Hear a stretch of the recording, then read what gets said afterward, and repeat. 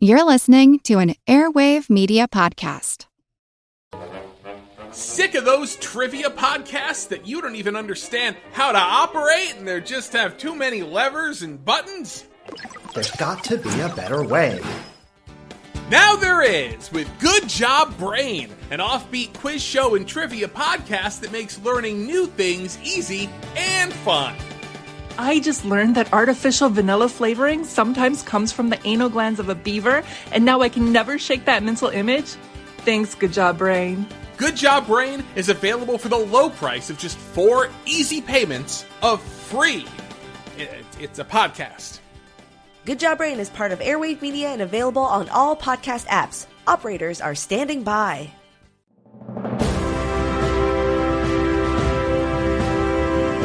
Hold your ears, folks.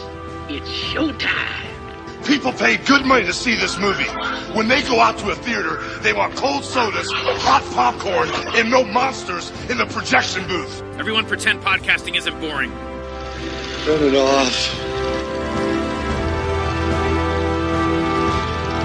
Turn it off. Keep my wife's name out your fucking mouth!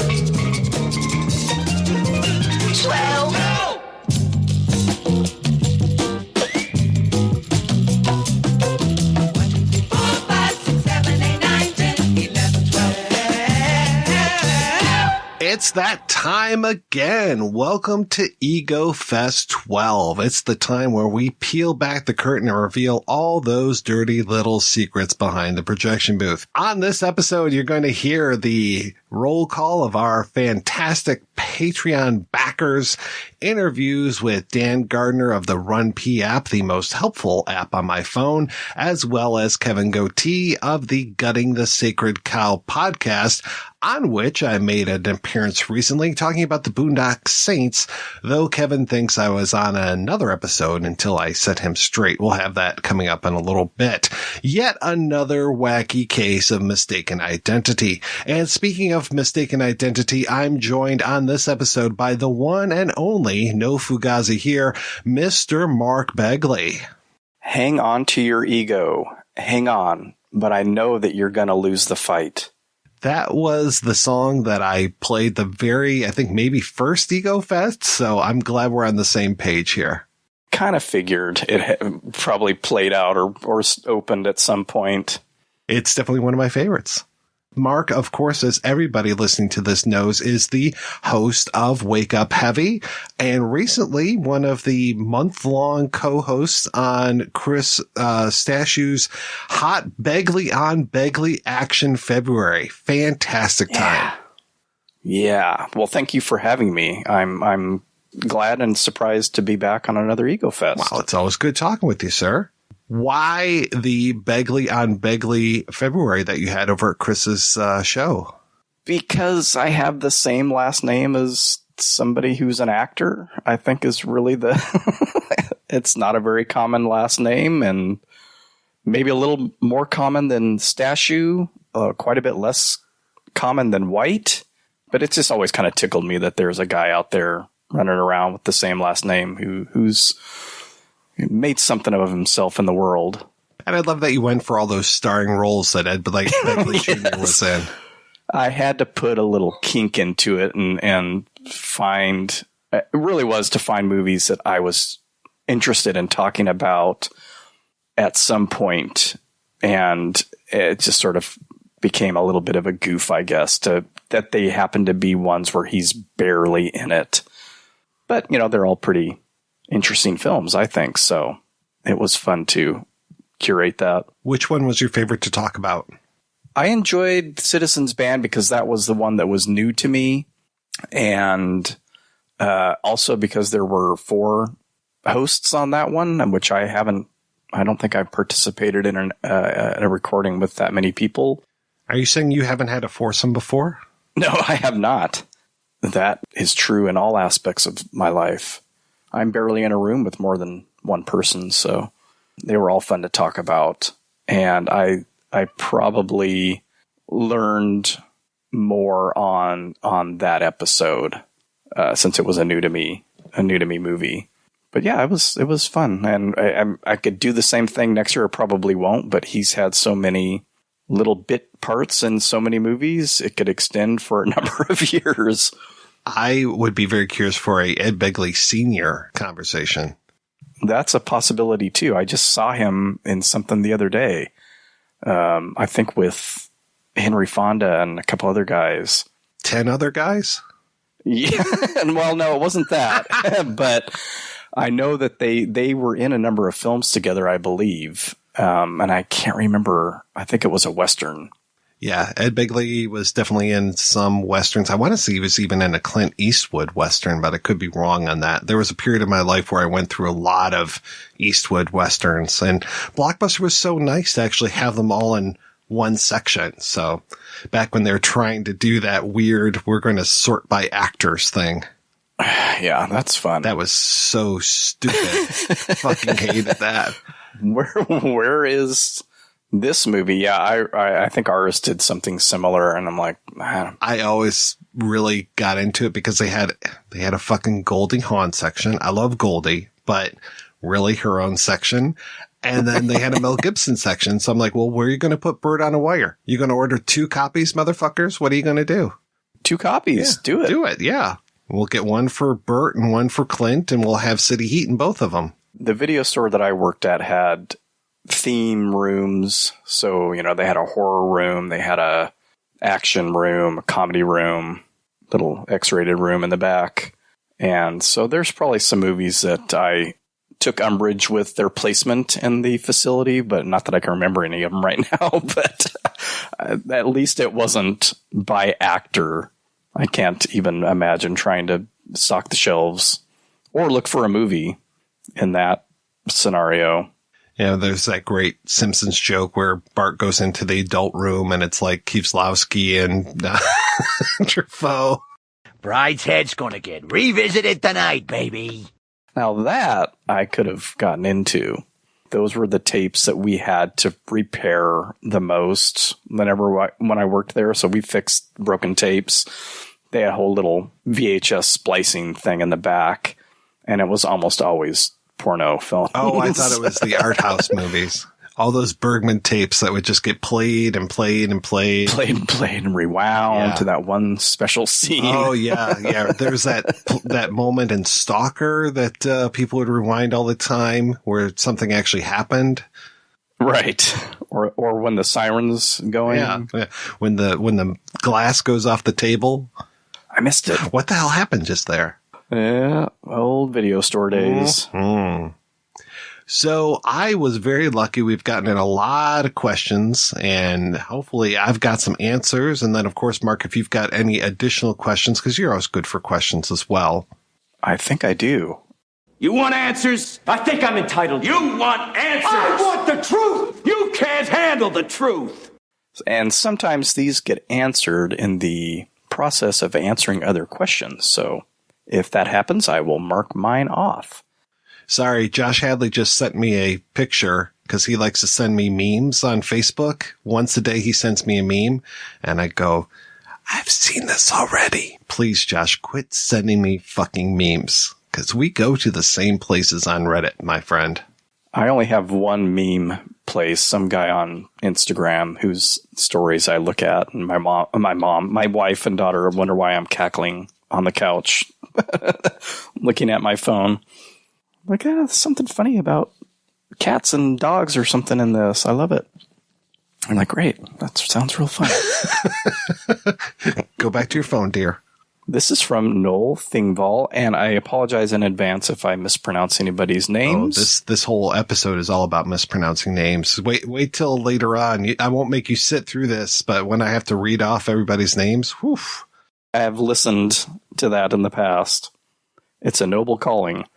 Okay, Noel asks, what is a favorite instance where reading the screenplay changed your perception of a film or what it was intended to have been? Recently, I read one of the early drafts of Super Mario Brothers. We're going to be doing an episode on that later in the year. The draft that I read by, I believe is Tom S. Parker and Jim Genuine, that was really good.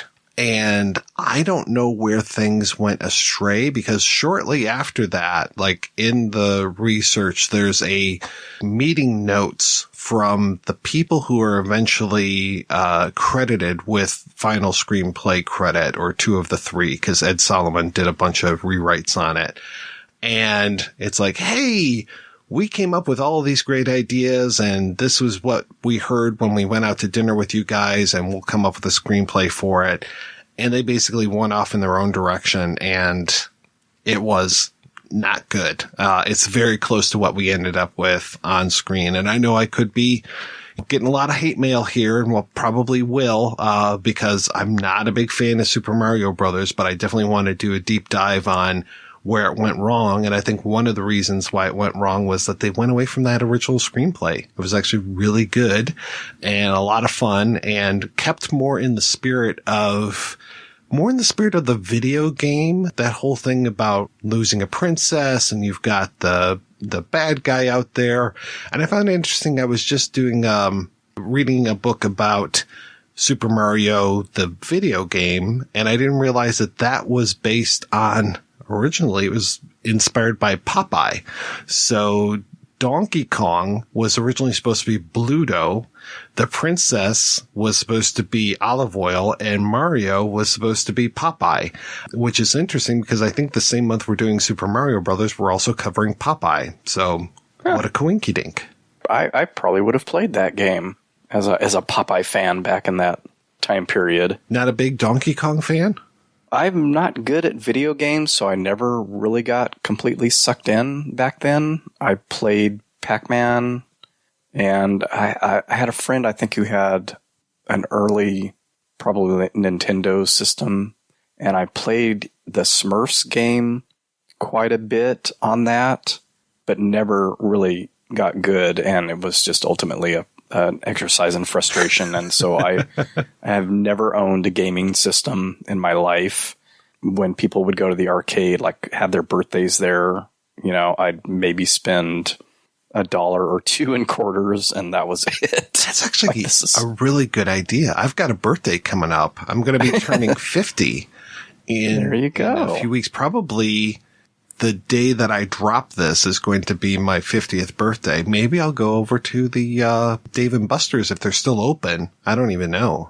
I'm sure. I think everybody's open now. Well, a lot of places just closed down completely. Oh, true.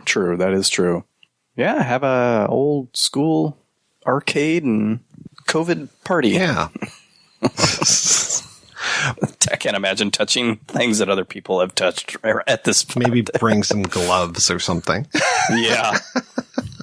Just a big bag of gloves to change. Yeah, especially because it's going to be every all game. Kids there, probably, other than a sad 50-year-old man who's there to play Tron and just suck at it. Yeah, that was the thing. I would die way too fast. I'm like, I'm not putting another quarter into this thing. No, I was terrible. I can't even think of a video game that I was good at. I think maybe I could make it past the first level on Ms. Pac-Man, but that was about it, man. I liked playing them. I loved Tempest and a little bit of Galaga, those kind of things, but I was awful at all of that stuff. I did okay on like the TV or the home versions of Space Invaders and stuff. Like if my friends had them, I could do okay, but yeah, mostly nope. I don't know what it is because I have decent eye-hand coordination, so who knows. it was one thing to own a game too. Like my friend Jeff, he and his brother had Mario Brothers for their Nintendo system. And so I would go over there and I'd be like, okay, I've never played this before. And I would die immediately. And then they would, they've had it for months or years and they'd be like, boop, boop, boop, doo, doo, doo, doo, doo, doo, just going through level after level. I'm like, okay, well, this is fun watching you guys play. I would watch. That's mostly what I would do, is watch other people. And that even as an adult, when like Tomb Raider came out, I had a friend who was very into it, and I would go over to their house a lot. And if most people went out and left, and we'd still be sitting there, and he'd pop it on and I'd sit there for like 4 hours and watch him play. Wow. And I figured it's going to be actually more interesting than me trying to play it, because I'll just be frustrated. So you could kind of be the helper and say, oh, try this little spot over here or something. Which I'm sure he appreciated. Oh, yeah, yeah. Thanks a lot, Begley. But as far as other screenplays that I've read that change the perception, there's not a ton. There are usually a few scenes, like critical scenes, where it's like, wow, if they had kept that in, that would have really changed the tone or really adds a lot of nuance to things. As soon as you read the question, the first thing that popped to my mind was the opening scene of Night Moves, the movie with Gene Hackman. There was an opening scene that never got shot, and I seem to remember thinking that was pretty, not critical, but it really helped give a little bit more nuance to Mosby in that. It's been a while since I've read a screenplay that really just blew my socks off as far as how different it was, or wow, they really should have kept that scene, or boy, I'm glad they cut that out. Zach asks, during the entire process of putting together a podcast, what do you find to be the most rewarding and or enjoyable part? Also, on the flip side, what do you dread or find to be the most tedious?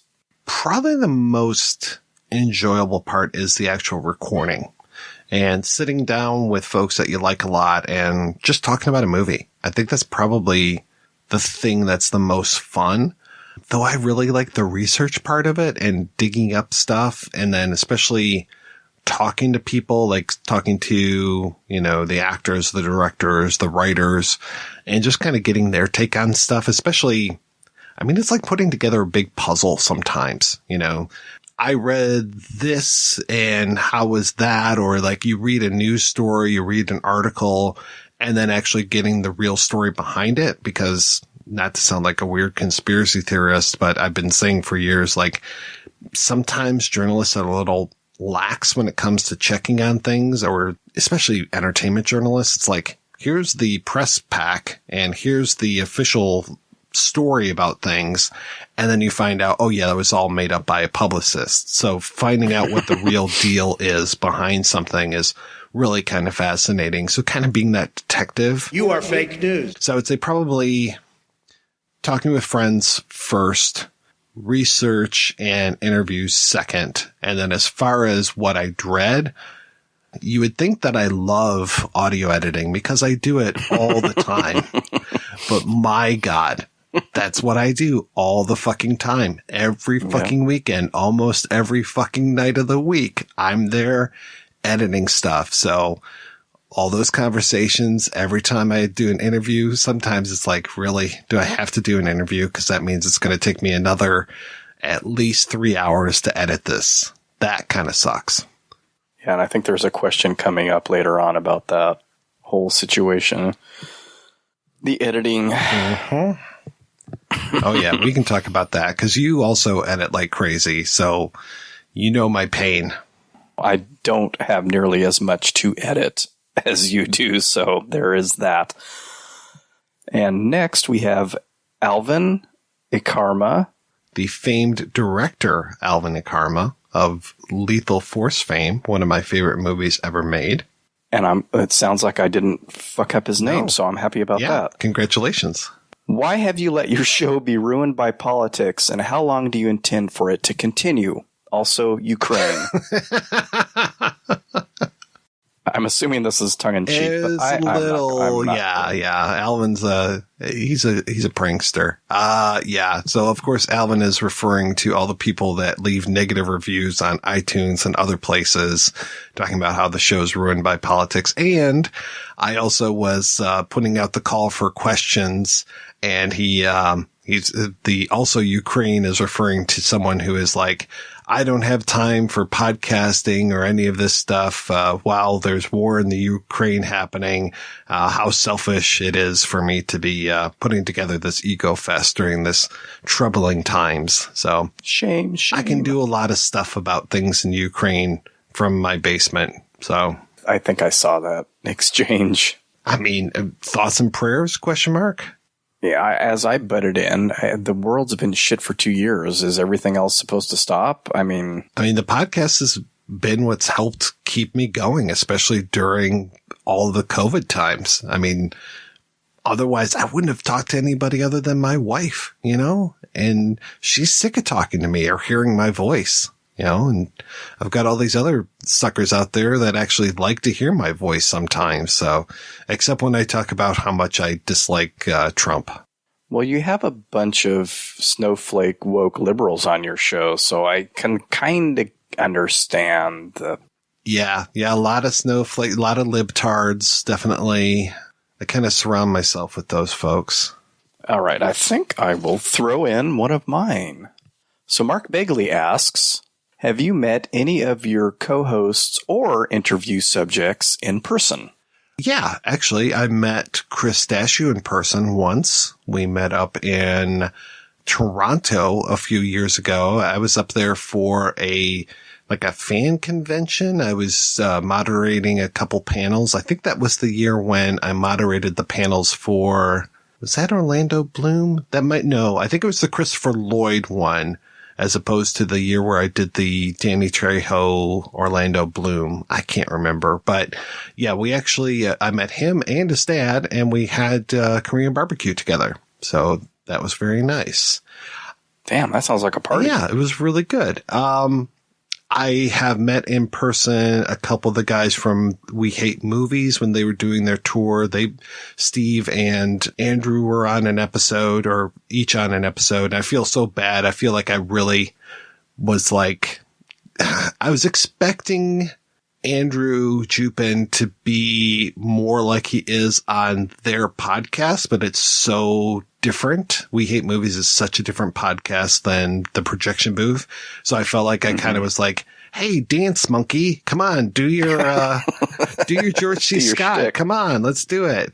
And then same for Steve. He was on the Hamburger, the movie, the motion picture, episode, which I was treating very seriously. And yeah, it was bad. I feel very bad for having both of those guys on, not for me, but for them. I feel like I should have handled both of them a lot better, because they're really nice guys, and that they took the time to be on the show.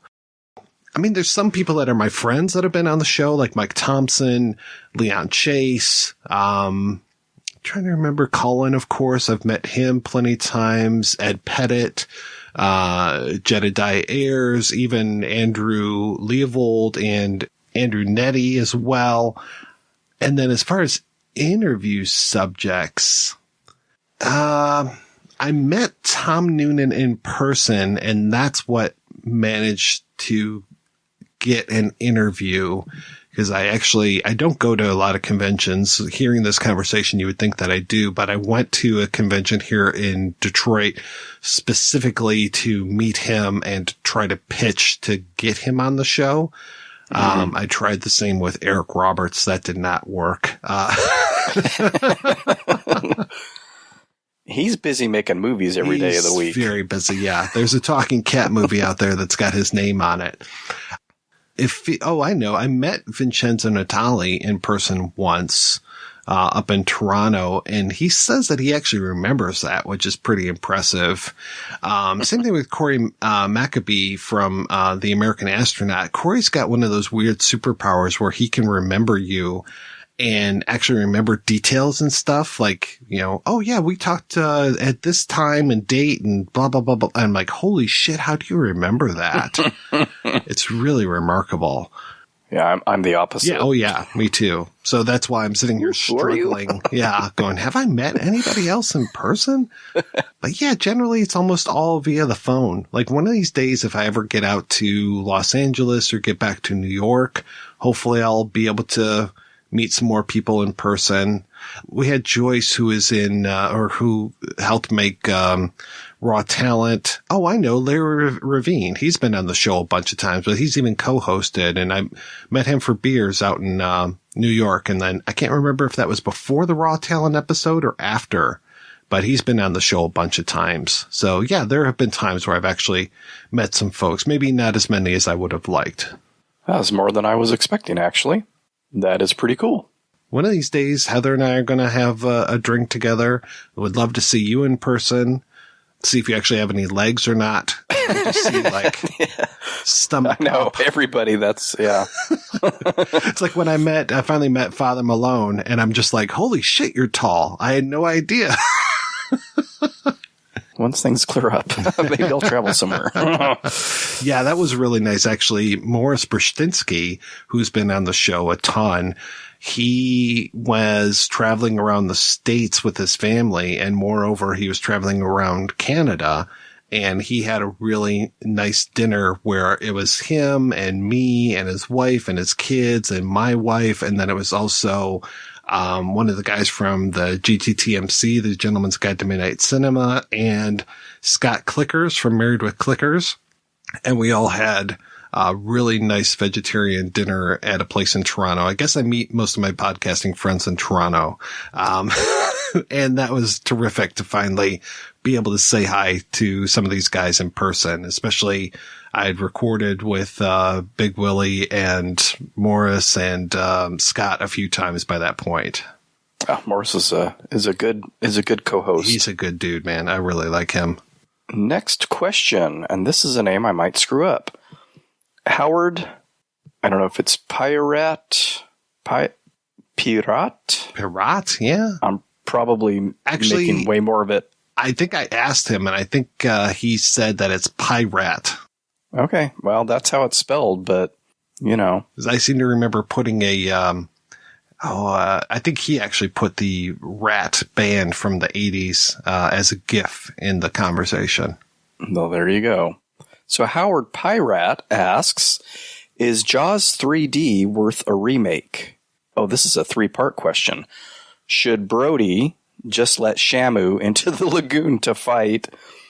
Who should play Calvin Bouchard? Wow, that's a pretty meaty thing.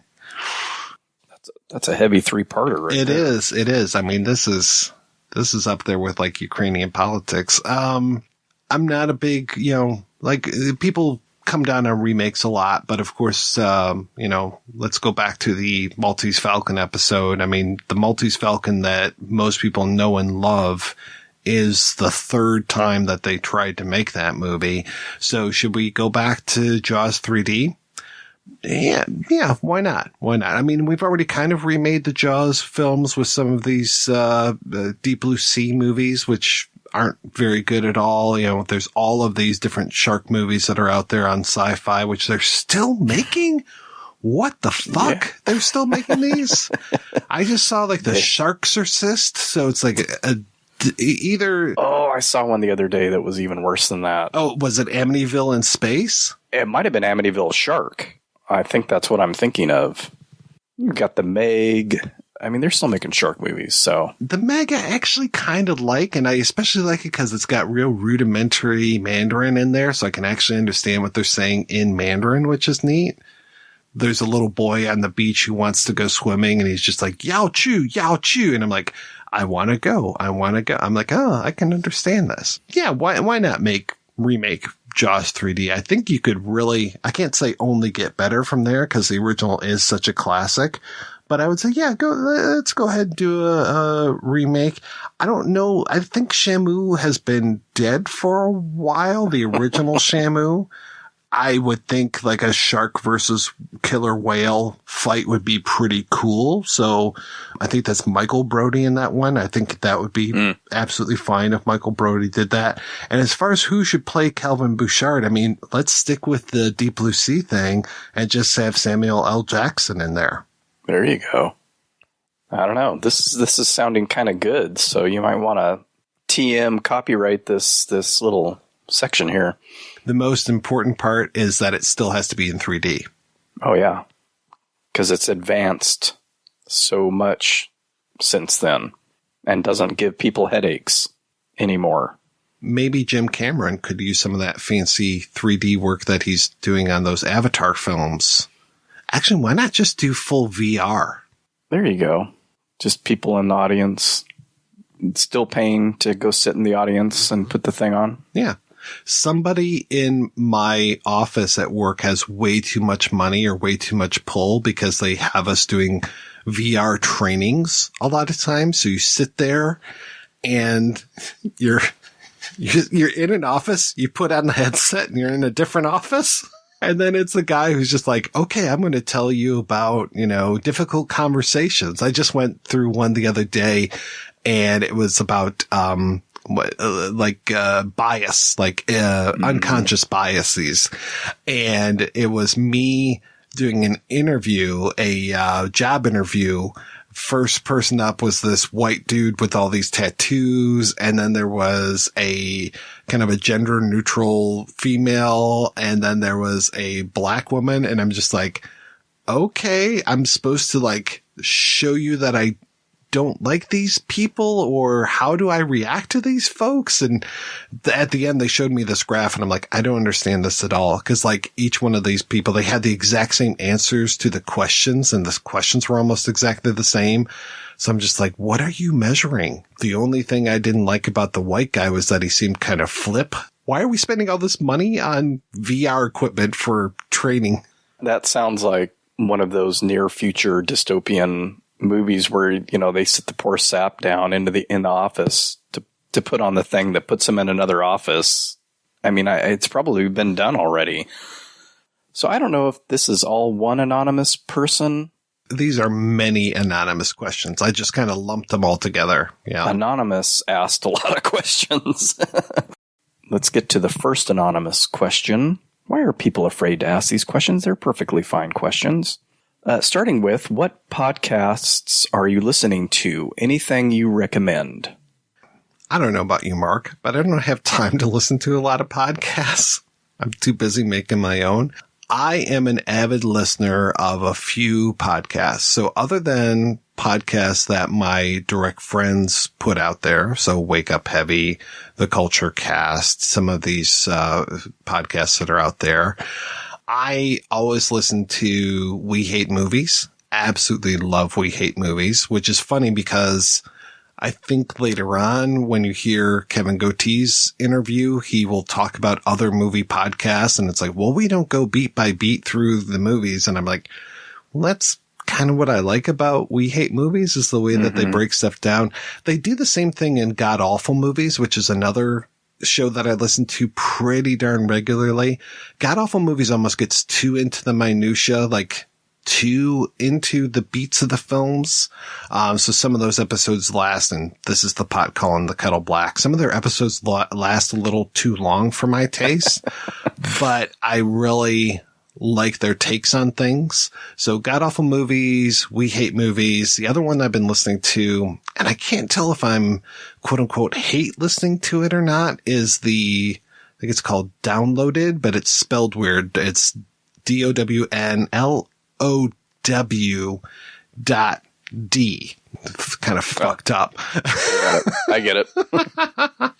That is the Rise and Fall of Harry Knowles podcast.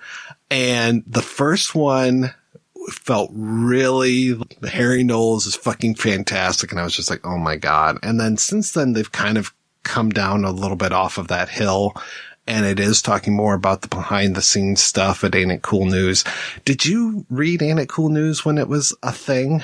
I don't remember anything about that site. Most of the news that I got until pretty recently was stuff on Facebook. So it kind of started with, I think, The Nerdist and Bloody Disgusting, and there's a couple other that are maybe lean more towards horror or genre film.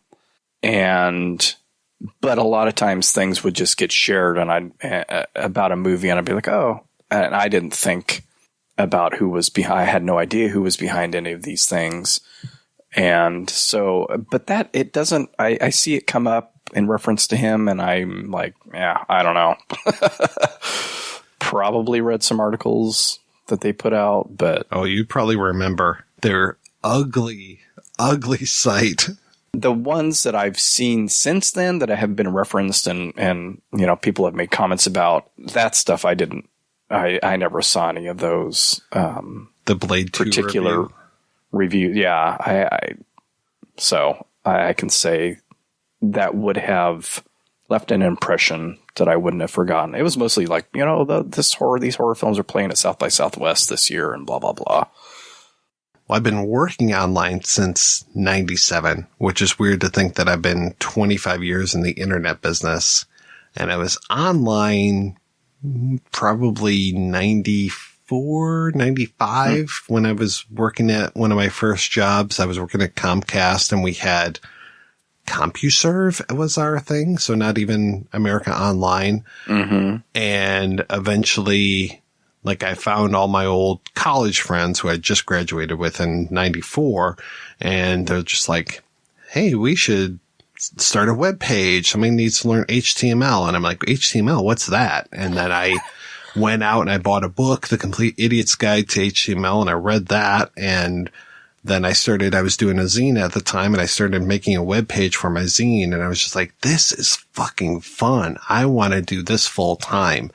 And so it was at my first full-time internet job that I remember running across Ain't It Cool News, and they kept that same. I don't know if I went out to the site now. I don't even know if the site exists anymore, but that look and feel of that site was so horrendous. And then all of these articles by these guys using pseudonyms, and then especially everybody but Harry's articles were so bad, just so bad. And there was a friend of mine who was a co-host on the show, who I'd met years and years ago. He's a filmmaker, Scott Kalanico, and he had a site called Ain't It Harry News, I think it was, and he would review Harry.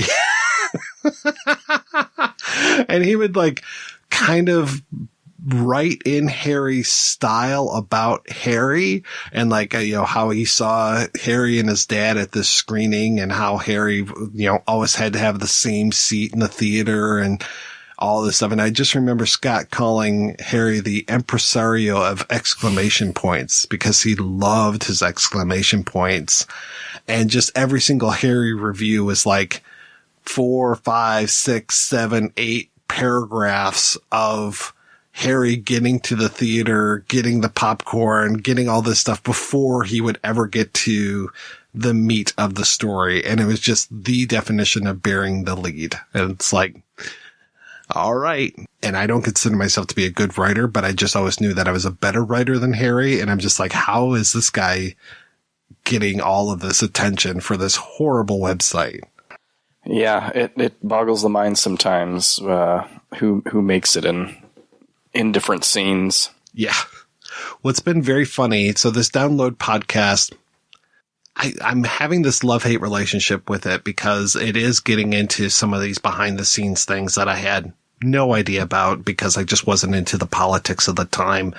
But the guy who is doing it, I think his name is Joe Scott, the pattern of his voice is so similar to somebody that I know and don't like, that it kind of drives me crazy, because you would think that they were raised in the same household. They have the exact same intonations. They abuse words in the same way. They'll use the wrong word for something that it doesn't mean.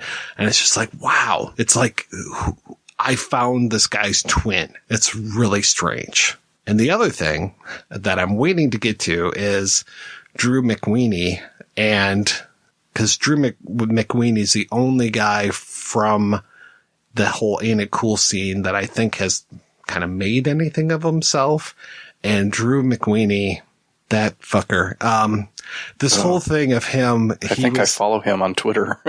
I blocked him on Twitter, and then I found that he had done something. He was just like, I'm blocked by this person, meaning me, and I don't know why I'm blocked.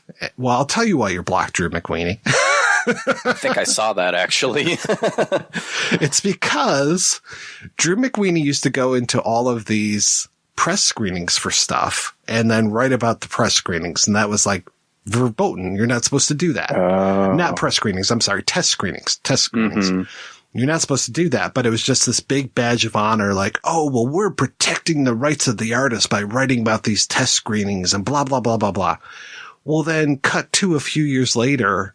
I'm sure you remember when that early version of Wolverine I think it was X-Men Origins Wolverine, when that came out, he went on this whole thing about how unfair it was and that nobody should see this and just that it's, terrible that people are writing about this early version of Wolverine. And I'm just like, you motherfucker used to write about early versions of stuff all the time. Is it just that we are the great unwashed? Are we not educated enough to handle seeing X-Men Origins Wolverine and judging it by ourselves? It's like, you used to work for a site that claimed that they would hack into the Academy Awards, but yet you're angry that people are writing about and seeing this early version of Wolverine?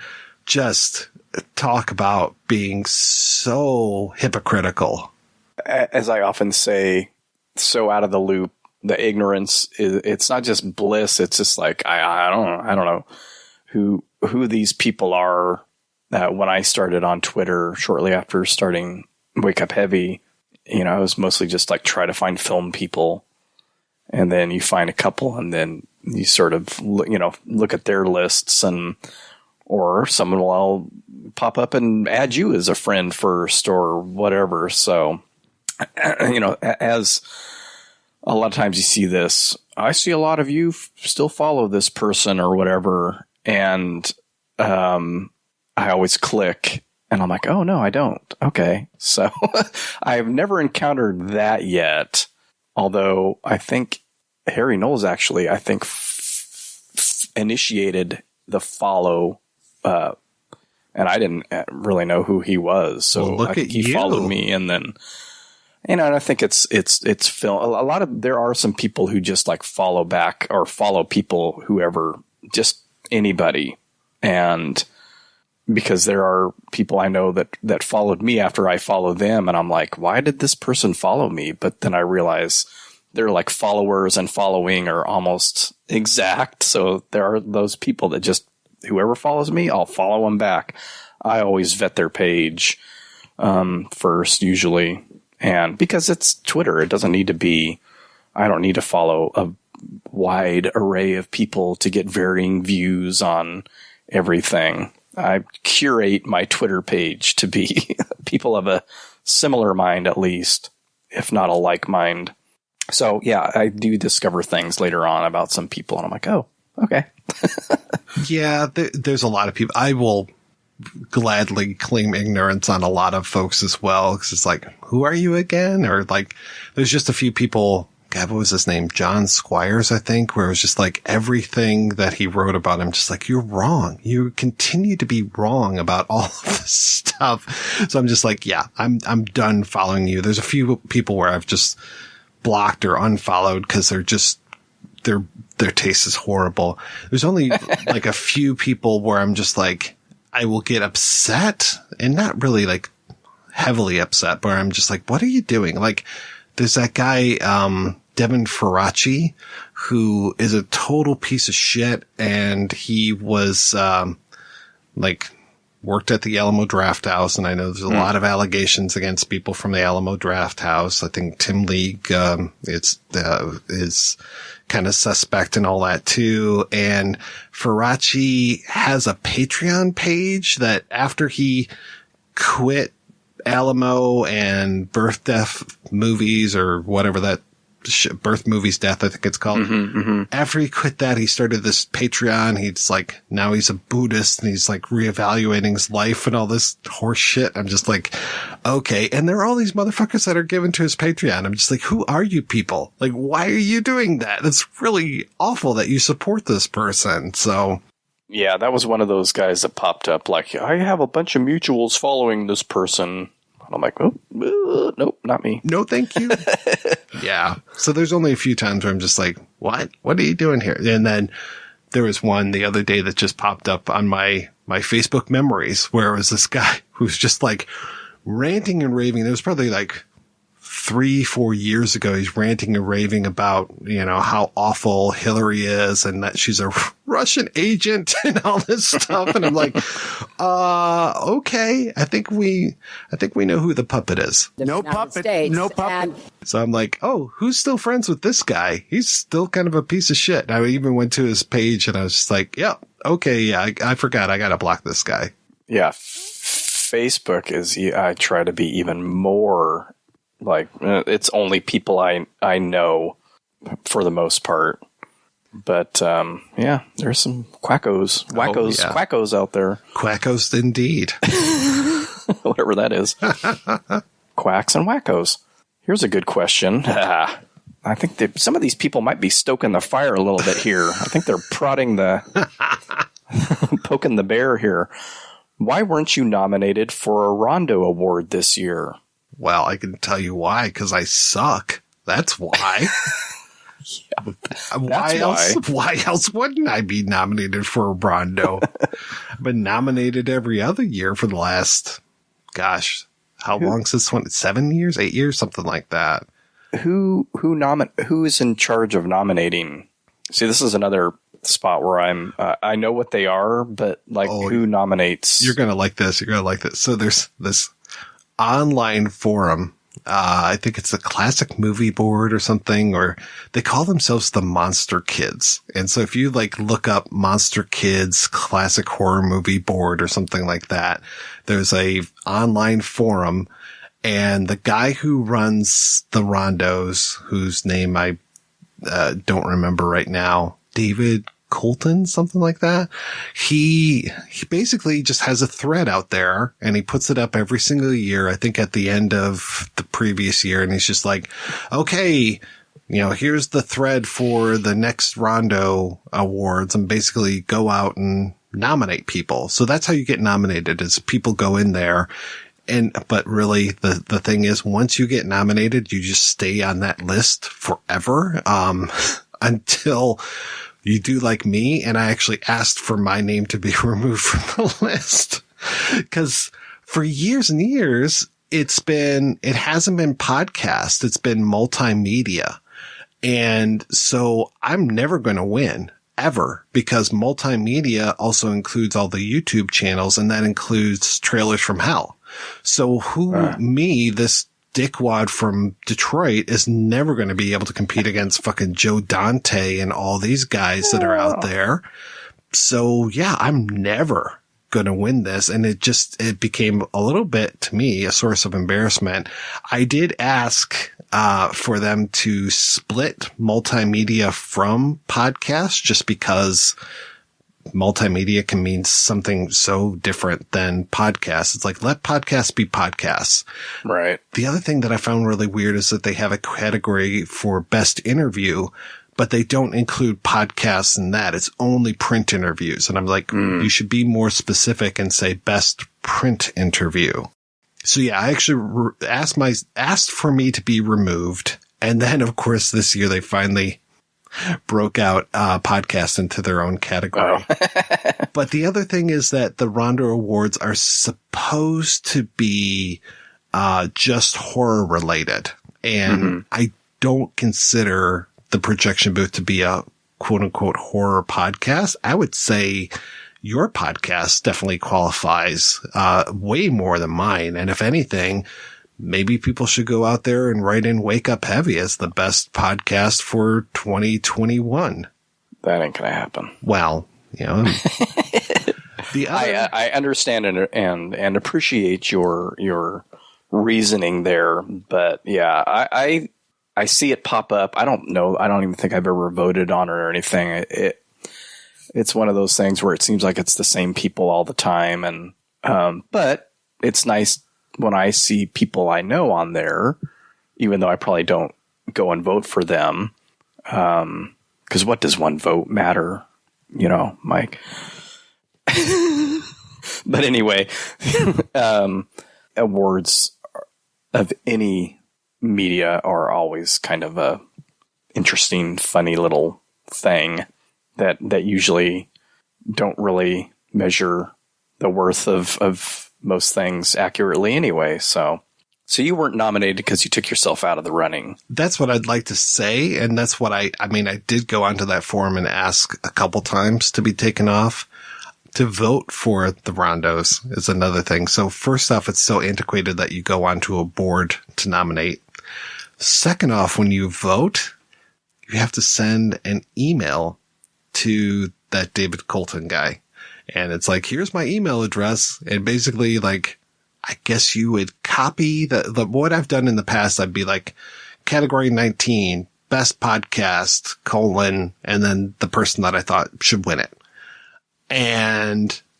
Or I'd write in with the name or whatever if it wasn't there. But there's no online way of voting other than email. So it's like the most antiquated thing. So even asking people like, hey, go vote for me or something, which a lot of people are out there shilling for votes like crazy. And it's like, what? But yeah, voting in it is very difficult. And then I was looking at the best podcast list right now. Gilbert Gottfried's Amazing Colossal Podcast is on here. That's going to win. I mean, and that's probably going to win until Gilbert and Frank drop dead, because it's the most well known of all of these podcasts. Things like Colors of the Dark with Rebecca McKendry and Elric Kane. That's probably one of the better podcasts that's on this list. And then you have like Faculty of Horror, which is kind of an odd one because I don't even think that they publish very often. I want to say it's like once or twice a year. So it's just like all of these things. It's monthly, I believe. Okay. I haven't seen a new posting from them in a long time. I think it's monthly. They may have had longer stretches here with the pandemic, but as far as I recall, it was, but I could be wrong. So Godfrey's podcast is horror related? Not really. He likes Frankenstein. Like Gilbert loves Frankenstein a lot, so he will talk about Frankenstein a bunch. But really, it's like I would see like, I don't know. I'm going to pull out a celebrity. I would see like Bob Denver interviewed on there, and it's like, what? That's not related to horror at all. I would say like one out of 12 podcasts probably has somebody that was in a horror movie once. So yeah, very weird. I mean, Made for TV Mayhem with Amanda Reyes is probably the most dedicated podcast that I know that's on here. And if you're not writing in Wake Up Heavy, I would say Made for TV Mayhem is probably where you want to go. But again, good luck toppling Gilbert Gottfried, the monster that is Gilbert Gottfried. Frankenstein monster. I love Gilbert, but it's like when you look at like his numbers versus other people's numbers, I'm sure that he's gotten a few more subscribers. I wonder if he shills for votes, though. I doubt it. Here's another interesting poke in the bear question. Who is your online stalker? Oh boy, if I knew, it wouldn't be a stalker anymore. Oh, yeah. So I've got a guy that and I know it has to be a guy because I don't think that women are as petty as this person. Started a few years ago, when Trump was in office, and I would just like occasionally make fun of Trump on the show.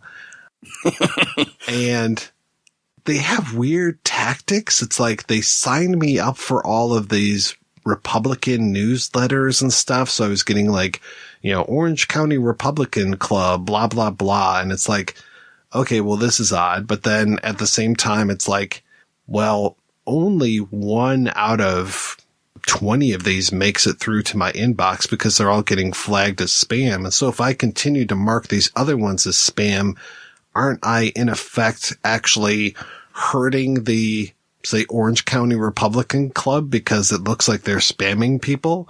So it's just really weird. And then there's like, I can tell they must read my Twitter, because if I go on there and I say shit about them, just like what a pathetic person that they are, all of a sudden, like, I'll get more in my spam box. It's just like, to have a podcaster that you have a fight with, but you don't even want to like say who you are or anything. It's just so bizarre. What a weird existence to have. I mean, it's just so sad. I mean, and they're not even like hot and calling me and asking me to play Misty for them or boiling my rabbits or anything. It's just like this. Yeah. It's just so sad. Banal stalking. Yeah. It's just passive aggressive stalking. Very passive aggressive. It's like, okay, I guess you're hurting me because you're making me check my spam box and seeing that I have like press releases that I've missed from other places. So thank you. Yeah. It's taking away valuable time to do this next very important thing here. And we're back to the editing question. I saw you complaining on Twitter that you spend every weekend editing. Why do you do that to yourself? If I don't spend every weekend editing, you're going to spend time listening to people on the show like me say and like and sorta and kinda.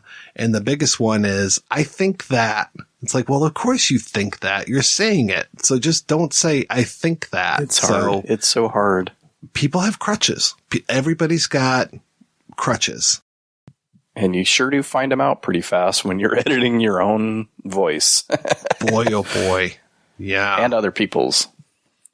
I'm curious how much I'm going to have to edit this episode. How many times I've said like and kinda and sorta and all those things. This is the kind of thing, and it's hard for me to do this because I don't do it for my own stuff, but this is almost the kind of thing where I would do what Chris Dashew does and truncate silence, level it, and throw it out there. I have yet to do that myself. I could never do that. I could never do that. You know, if you're giving me your time listening to stuff, I'm going to take the time and edit and make what I hope is the best show that can possibly be out there. And by doing that, I think that takes a lot of all of those filler words and what I call the wind up, you know, where you are thinking about what you're going to say and then you finally say it, taking all that stuff out. And all those times that people talk over each other.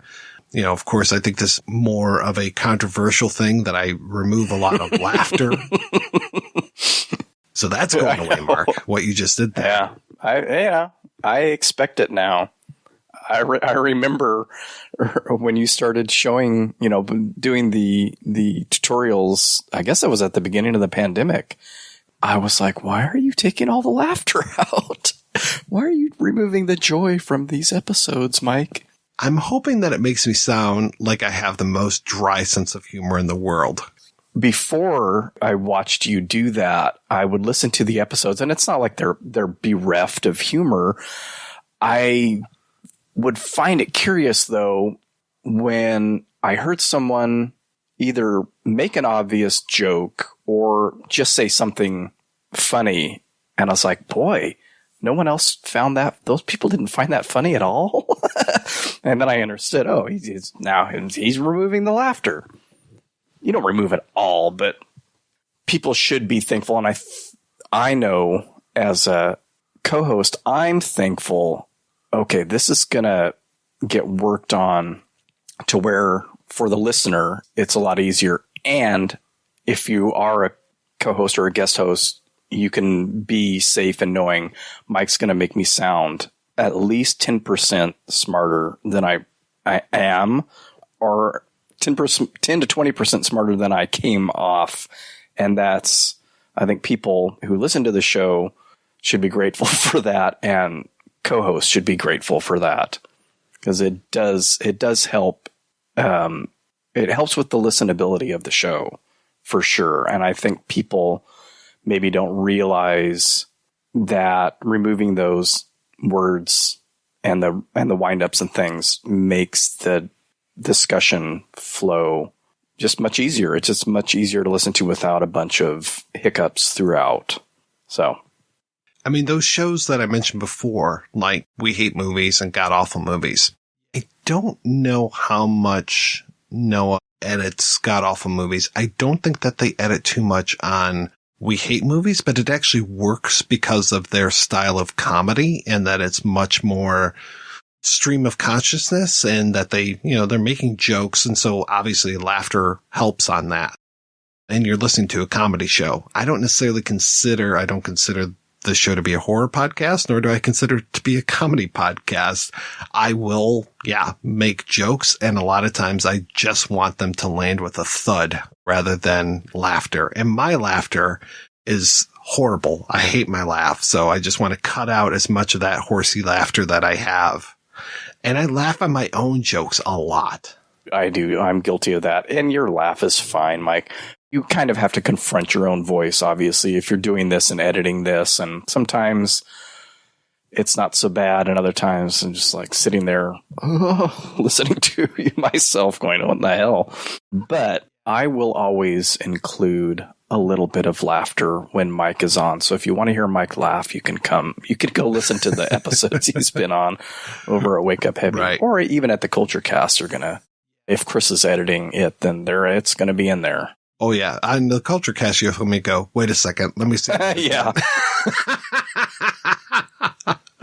Or wait, what was that name? Oh yeah, it was this, whereas with my show, I cut all that stuff out. So it's not like crafted like an NPR show where, it's scripted and who knows how many times somebody goes over a line or whatever. Not like that, but removing all that extraneous stuff. And it makes it a little bit more serious and easier to go down, which is what the projection booth is. It's not jokey comedy routine. So yeah, it makes sense.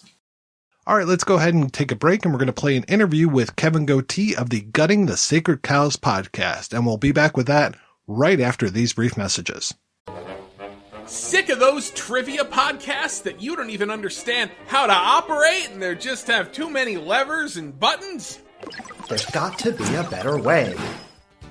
Now there is, with Good Job Brain, an offbeat quiz show and trivia podcast that makes learning new things easy and fun.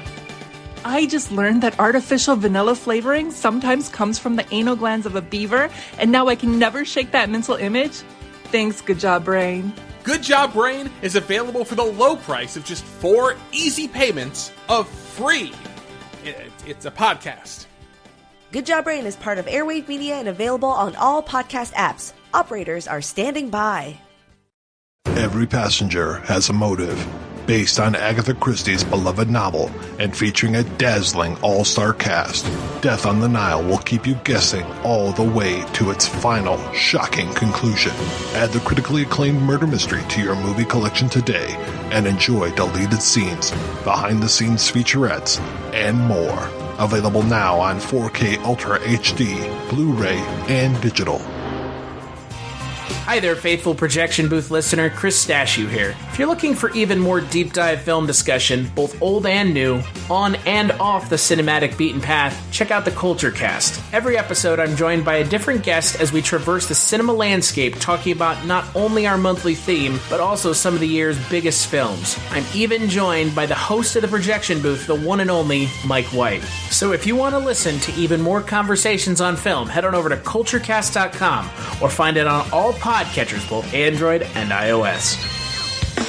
Tuning into Sci-Fi TV. Hey everybody, welcome back. I'm Brent Barrett. I'm Kevin Batchelder. I'm Wendy Hembrock. The Viewer's Guide to Genre Television. Welcome everyone to a special supernatural-focused bonus Hello everyone, and welcome to The Fae Files, a family of podcasts for the genre-loving television viewer. Welcome to Saturday B Movie Reel. Hi everyone, welcome to the study group. Welcome to the top genre characters of all time countdown. And tonight we're going to be talking about Game of Thrones Season 3. Find us at tuningintoscifitv.com. Kevin Goatee, tell me about Gutting the Sacred Cows podcast. How did you come up with the idea, and what is your central thesis? Oh my God. What a question to start off with, Mike. That's why you're a genius. And that's why we had on our very podcast. And by the way, great job with the Dark Knight. People were very upset at you for trying to shit on the Dark Knight. And then the twist at the end was the funny part. When was I shitting on the Dark Knight? I blanked. Didn't you do the Dark Knight? No, we did Boondock Saints. Oh, that's it. God damn it. I swear to God, the dude who did Dark Knight, you guys look so fucking the same. I mean, the bald head, and you had both have goatees and glasses. Shit, man. I'm sorry. Boo. What an auspicious start to this interview. Oh, and that's staying in there too. Yeah. I'm sorry. Listen, I fully take the L on that one. So goatees down 0-1 in the count. Here we go. Mike, fantastic job with Boondock Saints. People were like, I forgot how fucking bad that was, or they were under a different impression when they watched it. So they like what you had to say about Boondock Saints. Jesus Christ. Gutting the Sacred Cow. Okay, so that's my movie podcast we do, myself and my co-host Kevin Israel and I do every week. How it came about was this. I'm a movie snob. So is Kevin Israel. And I've done 3 different podcasts, some with mild plus success, let's just say, to the point where none of those podcasts are in the ether anymore. So because again, I learned how this is truly a full-time job, not just let me throw it out there and everyone in the world is going to hear what I have to say. No, that's not remotely true. So this one, I was like, all right, let's really kind of study the process. But anyway, how the idea came to be. Like I said, I'm a movie snob. So is Kevin. I knew being comics, every comic has a podcast, and there are 8 zillion movie podcasts out there. And to be completely frank and honest, most of them eat donkey dick. Most of them. It's the same fucking 3 or 4 dudes sitting around a mic or 2 or 3, drinking a few beers, no problem with that, and just spouting off thoughts on films. Now, we all do that. Guilty as charged. But the problem, though, is the majority of them aren't fucking funny or entertaining, or they just reenact scene by scene walkthrough of the movie. Who wants to listen to that? Not me. If you do like that, that's cool. But that's not. I wanted again. I've created a few TV shows. My motto is take something that's been like The Wheel, but find a little offshoot something where it's completely different than just The Wheel. So I said movies. Everyone loves movies. We know that. Everyone and there are plenty of podcasts out there that go and shit on bad movies. That's too easy. Let's find something different. Let's invite people on the podcast to pick a film that they hate or find overrated. But the twist is this. It has to be one of these criteria: widely beloved, critically acclaimed, or financial success. And I should probably throw the 4th criteria in there now because I have to be a stickler, being that we've done so many films. It has to be a film that I know is going to anger people. For example, we get requests like, award winner, English Patient. Yeah, you know what? No one gives a shit. Pearl Harbor. We know it made a ton of money. People fucking hate it. No one's going to care. The idea is for you to look at your phone or your tablet or whatever and go, what? Someone's got the balls to try and take down Jaws? Yep. Delvin Cox did that about a month ago in our podcast, and his asshole hasn't been the same since. Trust me. So we give a platform to those people who have a very unpopular opinion and go, look, people, you're so wrong about this film. Here's why. And then they give their arguments. And before that even starts, we do 5 fun facts. We do critics reviews, Amazon 5-star and 1-star reviews, critics 5 and 1-star reviews. We also do figures about the thing. We have our we call them our fans, the Ask a Gutter, where we invite our fans to ask whoever is gutting that film tonight questions that they want us to ask the gutter on that show. So we have different segments. Again, it's not just a whole debate. So the gutter comes on and they go, here's why this film sucks. A, B, C, D, E, F, G, whatever. Then Kevin and I give my notes and vice versa. Sometimes we agree with them. Sometimes the film hangs itself on its own merits. Sometimes we're like, I see some of your points. I'm not going to die on the hill for this. Sometimes we're like, no, you're a fucking asshole. This movie is great. And every year, once a year, always around Christmas time, Kevin and Israel and I will each take the gutter's chair. So we sit in the gutter seat, pick a film that we hate or find overrated, and take the tits out of it. So that's what we do on Gutting the Sacred Cow. So basically, we are giving a podium to those with the unpopular opinion and seeing just how many movies do really hold up. And wow, you will be surprised. You're like, yeah, man, that film was great. And you watch, you're like, wow, they're right. It's not as good as I remembered. Or nope, it sucked from day one and it sucks now. Or, hey, you're a jerk off. This is an American classic. I'll see you in the barracks with the Iron Maiden on you, heathen. How did you and Kevin Israel meet? Kevin and I are both comics. I didn't meet him. We're Facebook friends. That's how comics work. Usually the old joke with comics is I don't accept somebody unless they have at least 150 mutual friends because they're all comics looking to network and whatnot. So whenever you get that one off, you're like, well, who the fuck is this? So I don't know that name. Who is this? We were friends on Facebook and he would pop into my feed and vice versa. We would have, if I would talk movies, sometimes he would jump in there, vice versa. And when I had the idea for this podcast, I threw it out there like, hey, I'm looking for a co-host who knows his shit, damn well as well as I do, and who also is going to be trustworthy and have the fortitude to do the unsexy behind the scenes work that has to be done that you very well know about yourself there, Mike. So like I needed someone who's a hard worker who can, because I am the captain of this ship and someone who can fucking, hey, man, I need this done and gets it done without any problems. And I was going through all the comments and then Kevin Israel popped in there and goes, I'm interested. And right then and there go, that's it. I'm done. Search over. I knew. Kevin was a lawyer at one point. So, and I'm in corporate America as well. I do medical sales. So you had to have that kind of like yin and yang. I'm the loud one. I'm the one firing out jokes nonstop. He's more reserved, analytical. He fires in some jokes here and there. So our yin and yang perfectly play well with each other. And it's funny enough that I would say 80 to 85% of the time, we are in perfect synchronicity of each other. I mean, when we give scores, when at the very end, when we give our arguments if the film is good or not, and we give a score, I shit you not. I can't tell you how many times we are easily half a point away from each other, maybe even a full point, and a good chunk amount of the time, dead nuts on each other. So a lot of times we share the same brain. There are definitely times we have one fucking at loggerheads and squared off in Mortal Kombat with our tastes. So tell me the worst one you guys had. Where were you the most at odds? Ace Ventura and Dumb and Dumber. Kevin Israel hates those films, those Jim Carrey ones. I fucking love them. Oh, he also did not like Planes, Trains, and Automobiles. I think it's fantastic. So those are 4 right off the top that we differed on an opinion. And how about your guest? Who have you disagreed with the most? The most. Well, that's an easy answer only because we've had him on the most, and that's Bill Schultz, our buddy from Compound Media. He does the morning show with Joanne Nosichinski, who's also been on a shitload of times. They're both amazing people. We love them. Those are, you may ask later on who your favorite episodes. The answers are Bill Schultz, Joanne Nosichinski, Dave Landau did a great job. We also love Dave, the producer, Delvin Cox. Those are a few people that you see their names. They always bring the shit. Bill has done, at least 5. Bill's first appearance, he came on to do Indiana Jones and the Last Crusade. And he was promptly shown the door.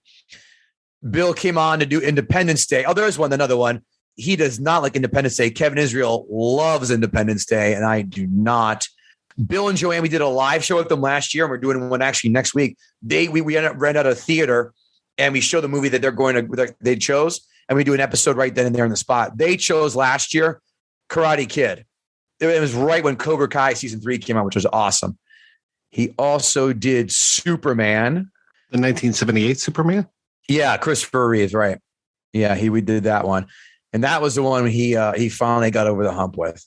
So Bill Schultz, we disagree with the most. And then Bill and Joanne have chosen for next week's live show is Office Space.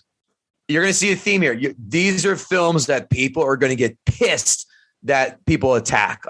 Like I said before, I've chosen for my gutting role, I chose A Christmas Story because that film fucking stinks. And I guarantee you will concede at least 3 points. I don't care if you're the biggest fan in the world. You will concede at least 3 points to me in that. Kevin Israel hates The Shining, finds it insanely overrated. Same goes for him. This year I did the Princess Bride because that film also stinks to high heaven. And Kevin Israel chose 300. Finding guests who have such unbridled passion against the film, that's what we love.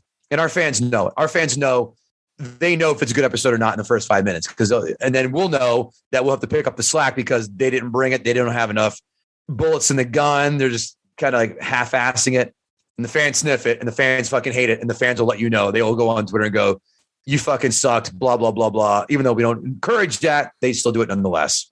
I have to say it was tough to find a movie to cover with you guys. And I had to go to my folks out on Facebook and say, okay, what's a movie that I absolutely hate, but then that it also meets those criteria that you brought up, that whole thing of it being loved? Because there were a lot of movies that people put out and I was just like, yeah, no, everybody hates that movie. Some are too easy. Yeah. I mean, we've done 125 episodes. People are like, are you ever going to run out of movies? I go, well, unless COVID lasts for the rest of lifetime and people are shut out of the theaters, then that's a problem. Even then, there's still thousands of films that certainly qualify. And God damn, I'd sure love to do this for the rest of my life and nothing else is just talk about movies and get paid and never have to set foot in corporate America again, because fuck that place. Someone is going to come out and say the new Batman sucked. Someone is going to come out and say Spider-Man Far From Home sucked. They're restocking the shelves slowly, but you're right. People jumped on early of the films that they knew were like, fuck this film. There are few, I mean, we call them bulletproof films, which I think we're never, ever going to face scrutiny on this podcast, but shit, they are. Die Hard has been attacked on this podcast. The Matrix has been attacked on this podcast. Coming up, we're taping next week. Get ready for this. Return of the Jedi, Borat, and fucking Back to the Future. Return of the Jedi, I'm right there. You'll find out. And please tell me if you do have a gripe against it. Please tell me it's more than the fucking Ewoks, because that shit is so trite. So the other films that are still out there, and people go, well, give me some ideas. They go, well, if you legitimately hate these, we are interested. Godfather 2 is actually done in this podcast. Casino, Goodfellas, Shawshank, LA Confidential. Another one we're doing in a few weeks, Beverly Hills Cop. Thought that would never be touched. Yeah. Man. Yeah. In fact, let me look at my schedule and see what else is popping up here. Borat, I thought would never be touched, but not Days of Future Past we're doing in a few weeks. The Professional, Mission Impossible. Oh, here you go. Batman 89. And believe it or not, we've also had Speed is another one that's going to be done. We've also had already all 3 Nolan films. I said, the first one's great. I love Batman Begins. Actually, that's episode 1 of our podcast. Someone did Dark Knight Rises. You're like, all right, I see why. I said, Dark Knight's never get touched. Nope. As I alluded to before, because I thought you were that person because you look the same. My apologies yet again. Dark Knight fucking Rises has been done. The bulletproof films are falling fast and furious. Don Jameson did Die Hard and Matrix out of the gate. Don, you may know from that metal show on VH1. He's a comic for years. He's an absolute fucking joy of a human being. You'll never hear me say anything bad about the man. He's like, yeah, I'm going to come right on and fucking shove it up your dick holes with Die Hard and Matrix. He also just did Leaving Las Vegas. He goes, I don't hate it. Just way overrated. Way overrated. So I'm like, all right, cool. Let's party. Yeah, I mean, it's so much fun. It's so much fun. Just tell my wife, like, I'm sorry, I'm busy. I'm doing research, watching these films. Some of them are fucking slogs. I go, son of a bitch. I got to sit and watch Gone with the Wind for 3.5 hours. 2001: A Space Odyssey, Lawrence of Arabia. We did JL Carven. He did 2001 and Lawrence of Arabia. I'm like, JL, you've made us sit through 6.5 hours of fucking movie. You know that, right? What I love about your show is the energy level that you just always come ready for bear, and you just always bring it, and your guests bring it, and your co-host brings it. It's just really high energy, high impact, and you guys are fucking funny. Thank you. That's all we hope to set out to do, is be fucking entertaining and anything but boring. And especially the funny part, because the last thing I want to do is blend in the scenes with cheating movie podcasts out there. Like I said, there are a ton. We aren't them. And that's how we keep doing it, is by writing jokes for these things, coming prepared with notes and opinions and high energy. When you're not podcasting and watching movies for the podcast, what are you doing? I have a day job. We both have day jobs. Kevin Israel just popped the baby out of his wife's vagina 3 months ago. So he's doing the dance of the dad with little to no sleep. I've been there. I've got a 6.5-year-old, first grader. So I've been there, done that. So being a dad doing the day job. Kevin's doing more comedy now. Comedy's still there, not as near as much for me because I'm the one doing all the work for the podcast. I'm seeing way more results out of that than comedy because there is no syllabus in comedy, at least in our success measure of success. At least I can look at downloads and go, fucking A right, baby. March has been a spectacular month. February a little bit slower, but March surpassed whatever expectations and then some. Working on that nonstop. And I also love to bet on the NFL. I'm a very good NFL bettor. I'll pat myself on the back. Also, besides getting this podcast to be, top and getting even bigger name guests and even bigger name advertisers, to be able to quit corporate America, do this, and also sell my TV show pitches, which I've been working on. I had actually one get on Amazon Prime for 8 seasons called Comics Watching Comics. Would love to do that again on a much grander scale, bigger names, and instead of me financing this fucking thing, having other people do it for me. So that's the goal for goals for Kevin Goatee. When you're preparing to do an episode, how long does it take you to write up your kind of response to your guests? I already read all my notes out ahead of time. I'm sure there's no way that someone can keep it that kind of frenetic clip with that many jokes in it off the cuff. If so, you're a fucking genius. And I want to meet you and pick your brain and know how to do it. It depends. So, there's obviously the stuff like the 5 fun facts, the box office numbers. That takes 5 seconds to pull. No, the 5 fun facts a little bit longer, but the box office shit's easy to pull. Movie quotes. So whenever we watch the movie, that quotes that jump at us or quotes that we use in everyday life, we always write those, do those stuff. The notes it depends. Some films are so unremarkable. Like I have Jojo Rabbit. I think I had maybe a page and a half of notes. That film was such a zero. I'm like, I fucking hate it. And here's why. But other than that, it's just blah. And there's nothing more insulting, I think, to be just unremarkable. At least you're memorable, if you're good, if you're an asshole, but being unremarkable is the most insulting thing you could say to somebody. Like, oh yeah, I don't remember them. That means you didn't want to give the bandwidth in your brain to try and remember this person. Same goes for films. That film is so unremarkable. I had a page and a half of notes. Now for Jaws, I think I had for Delvin Cox 3.5 because I'm pretty sure you can figure out which side of the aisle I'm on for that fucking argument. So I watched 30 minutes of Back to the Future. I watched some of it on the plane home. I finished up watching something else. And I already have 1 page of notes. And I'm at the part in the movie where he's just about ready to go back in time. He's zipping around the parking lot, avoiding the Libyan terrorists. 1 page of notes. And that's probably about 30 minutes into the game, 30 minutes into the game. So I think we know where we're going to go with this one. So it takes a bit that I type them all out because my writing is disgusting illegible. Then I have to find the critics' 5-star and 1-star reviews. Again, just calling through those, seeing which jump out. Again, the easiest ones are the douchey, blowhard assholes who get all butthurt about nothing in both the critics and the Amazon. And of course, the people, we absolutely love reading the Amazon 1-star reviews because shit, most of them think they're getting their money back because they put a comment in the 1-star review going, this Back to the Future pooped out at me after 28 minutes. I want my money back. Or wait a minute, it's a 40-hour watch period. It took me. I couldn't get to it in time. It takes you fucking 40 hours to watch an hour and 45-minute film. That's on you, dickhead. But then you have the people who are writing these manifestos, literal manifestos from a shed in Wyoming, and those people are our favorite. So finding those, that's the key, is sifting through all of them, finding them. The crazier, the better. The ones who regale us of such non sequiturs always jump out. And Kevin Israel's personal favorite ones are when the people complain how much they paid for a film. Where is the best place for people to find out more about the podcast, download it, and find out more about you?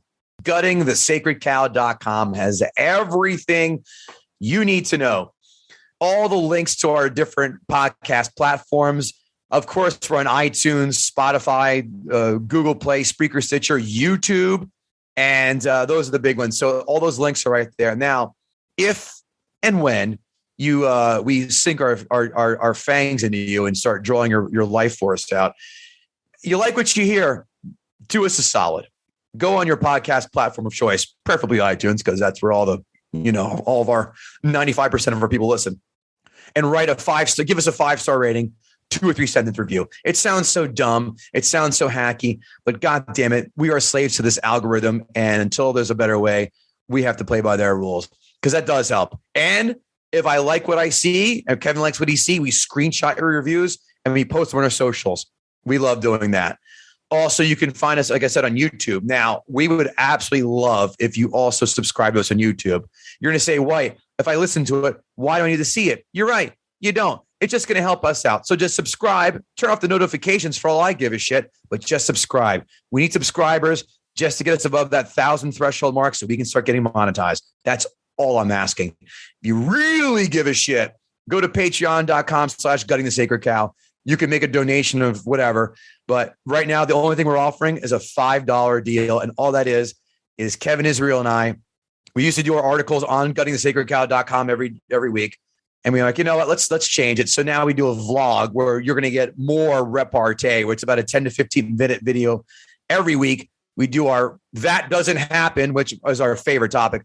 So just to clue your listeners in, That Doesn't Happen is when you watch a film and the writers try and pass along something that a character is doing that would be an ordinary everyday occurrence in this character's life. But in reality, like, no. And I'm not saying like, oh, The Matrix, that all doesn't happen. No shit. If it deals within the confines of the film it's presented, like The Matrix, if they explain everything, Back to the Future, time travel, doesn't qualify. But shit, and Kevin does it, and we just did a couple, but Kevin's best one ever is this. How many times have you ever gotten into a strange car, pulled down the sun visor, and found the spare set of keys there? Fucking never. But you always see that in movies. That doesn't happen. Or the nerd getting the girl in every romantic comedy in every high school film. That doesn't fucking happen. So every week we're calling out That Doesn't Happen. We're doing movies that we saw. We're just giving a review, a little bit of a blurb. We also do some movie news, some trailer talks, movies that are coming out. And of course, our second favorite, I would say, are movie quotes, because I'm a huge quote guy. And I start off every episode with a quote. And I would say 45% of the time, Kevin Israel doesn't get it and always gets frustrated that he doesn't get it. And the fans give me shit for it and he gets angry, but it gives me great joy to watch him with consternation on his face. And of course, all the socials, Gutting the Sacred Cow, Facebook, Instagram, fucking TikTok. Ugh. And of course, Twitter, which is our home base, I would say, is at GTSC Podcast, Gutting the Sacred Cow Podcast. So that's where you can find us, KevinGoatee.com, KevinGootee. You can follow me on Instagram, Twitter. You know, every NFL Sunday, I give out my bets, 56% against the spread next year. Thank you very much. And while I do that, I have my daughter, who's the cutest fucking thing on this planet, eating chocolate or cookies or whatever dessert she chooses. So you get to watch my daughter eat dessert while I give my picks out that are making people money. So that's an NFL Sunday. Whenever I start doing more dates, look at that, and just general tomfoolery and shenanigans on Kevin Goatee, KevinGootee on all the uses. Kevin Goatee, thank you so much for taking the time to talk to me, and I hope people check out Gutting the Sacred Cow, and I hope this maybe gets you a couple more listeners. I hope so too, and I implore them, why not start with your episode where you took on Boondock Saints? Because, like I said, I mean, I'm a guy of 45 years of age, so is Israel. We're the same ages. I mean, that shit came out right after college, and we know damn good and well that right after that came out, that was one of the easiest movie posters you would find on dudes' dorm room walls. And I promise you, it is not of the same level of quality that you remember it back in 1999, 2000 when it came out versus 2021. You're going to have a very different look on it.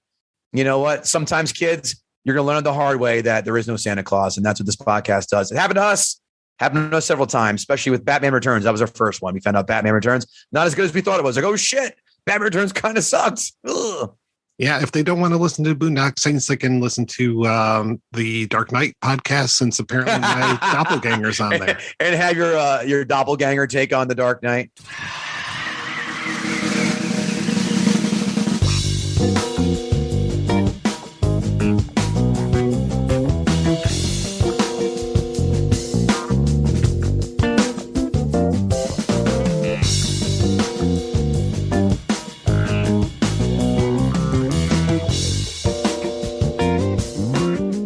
All right, we are back, and we are in the midst of Ego Fest 12.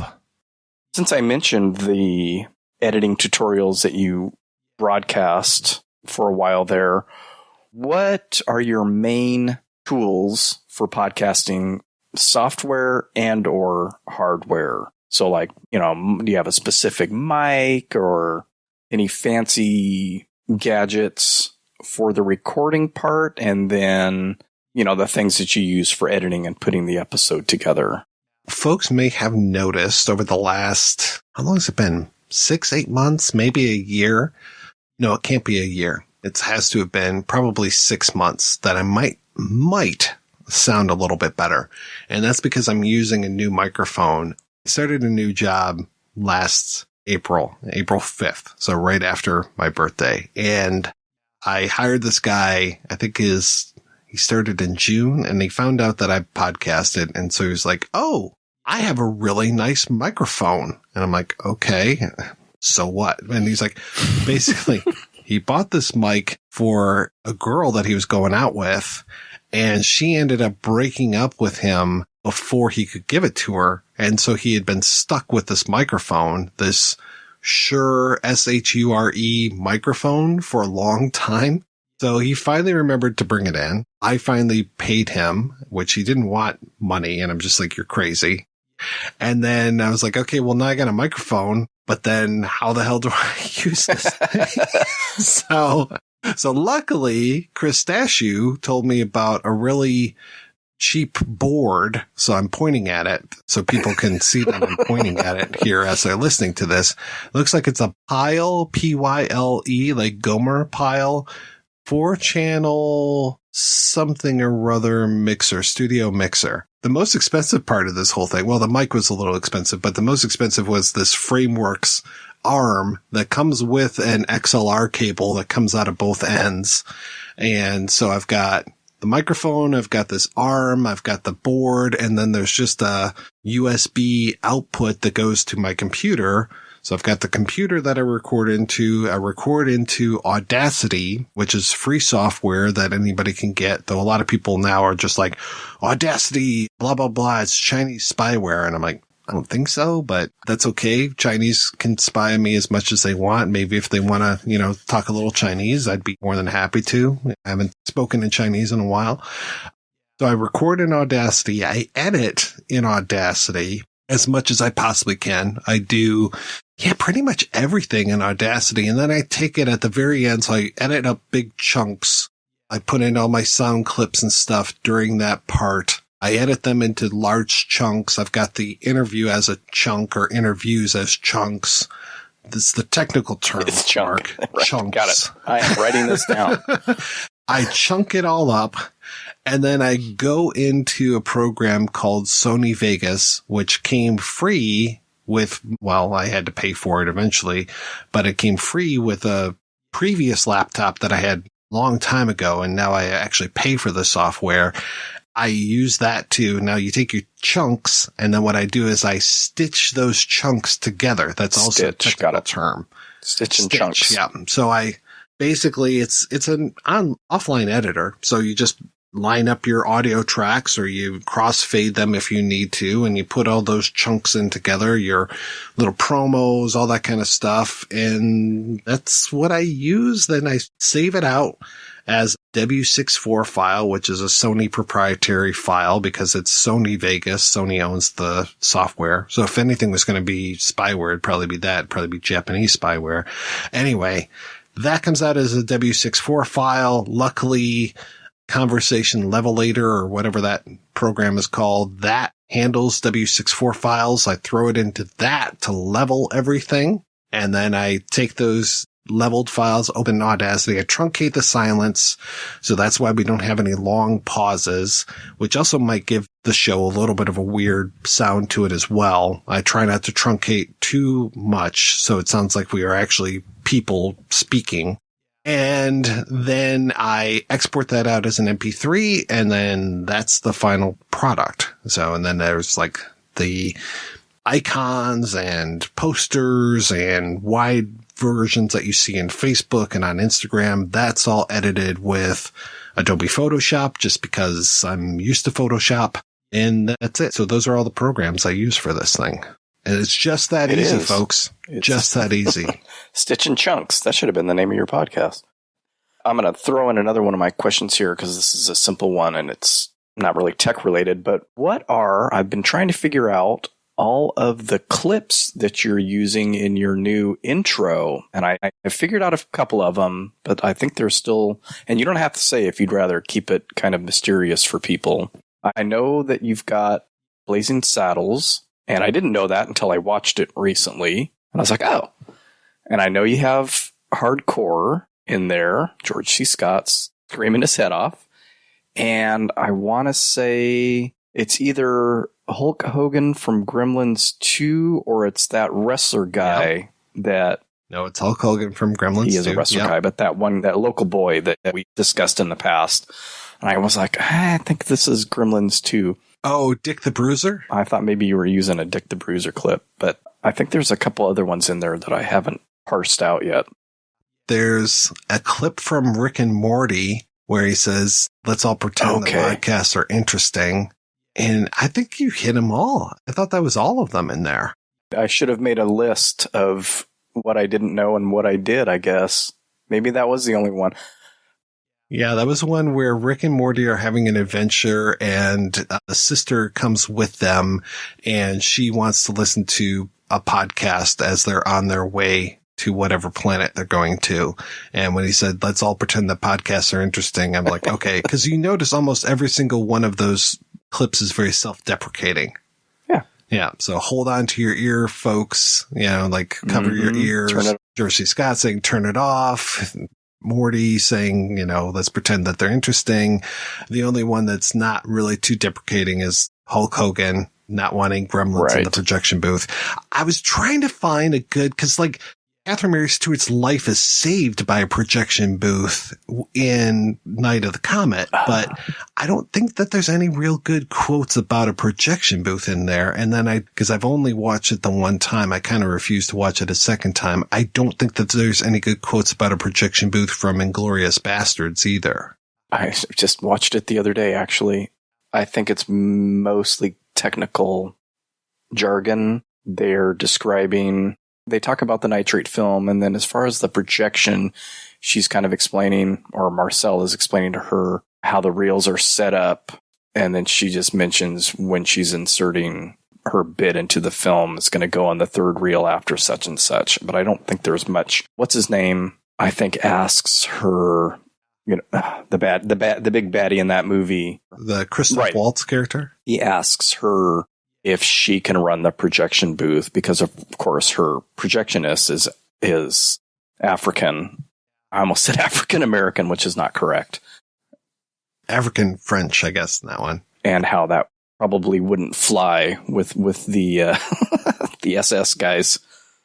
In the Tarantino verse, he's probably Marcellus Wallace's great-great-grandfather. His name is Marcel, so... Yeah, there you go. Or he's Jules's great-great-grandfather.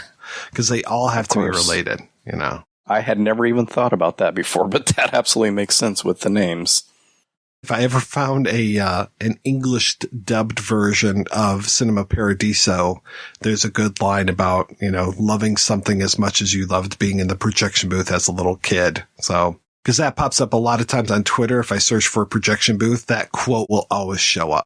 And there was something in that movie, although again, it wouldn't have been in English, in Crumbs, I think, about the projection booth. Maybe not. I know he goes up there because that old guy recognizes him, but I don't know if they actually talk about the projection booth itself. I have to watch that again now that I thought about it. Good one to rewatch. Darren Williams asks, are there any films you would feel too uncomfortable to cover? So I almost asked Darren for a follow-up on this because I'm like, uncomfortable. Uncomfortable is an interesting word. Why would I be uncomfortable to cover a movie? And I just kept thinking about this question. And I'm like, is this like, you know, the anal birth of Bert or something that I would be uncomfortable talking about? Or what's that really super hot movie? I always masturbate to it. The Serbian Film, you know, like that? Or why would I be uncomfortable by something? If I were to ask you this question, Mark, what would you say? What would you feel too uncomfortable to cover? See, I took it as probably something like Sallow or... which we've covered. And I kind of chuckled to myself because you're right in the middle of, I'm not sure what term you're using for March, but you're talking about adult films right now during March, so that can't be too uncomfortable.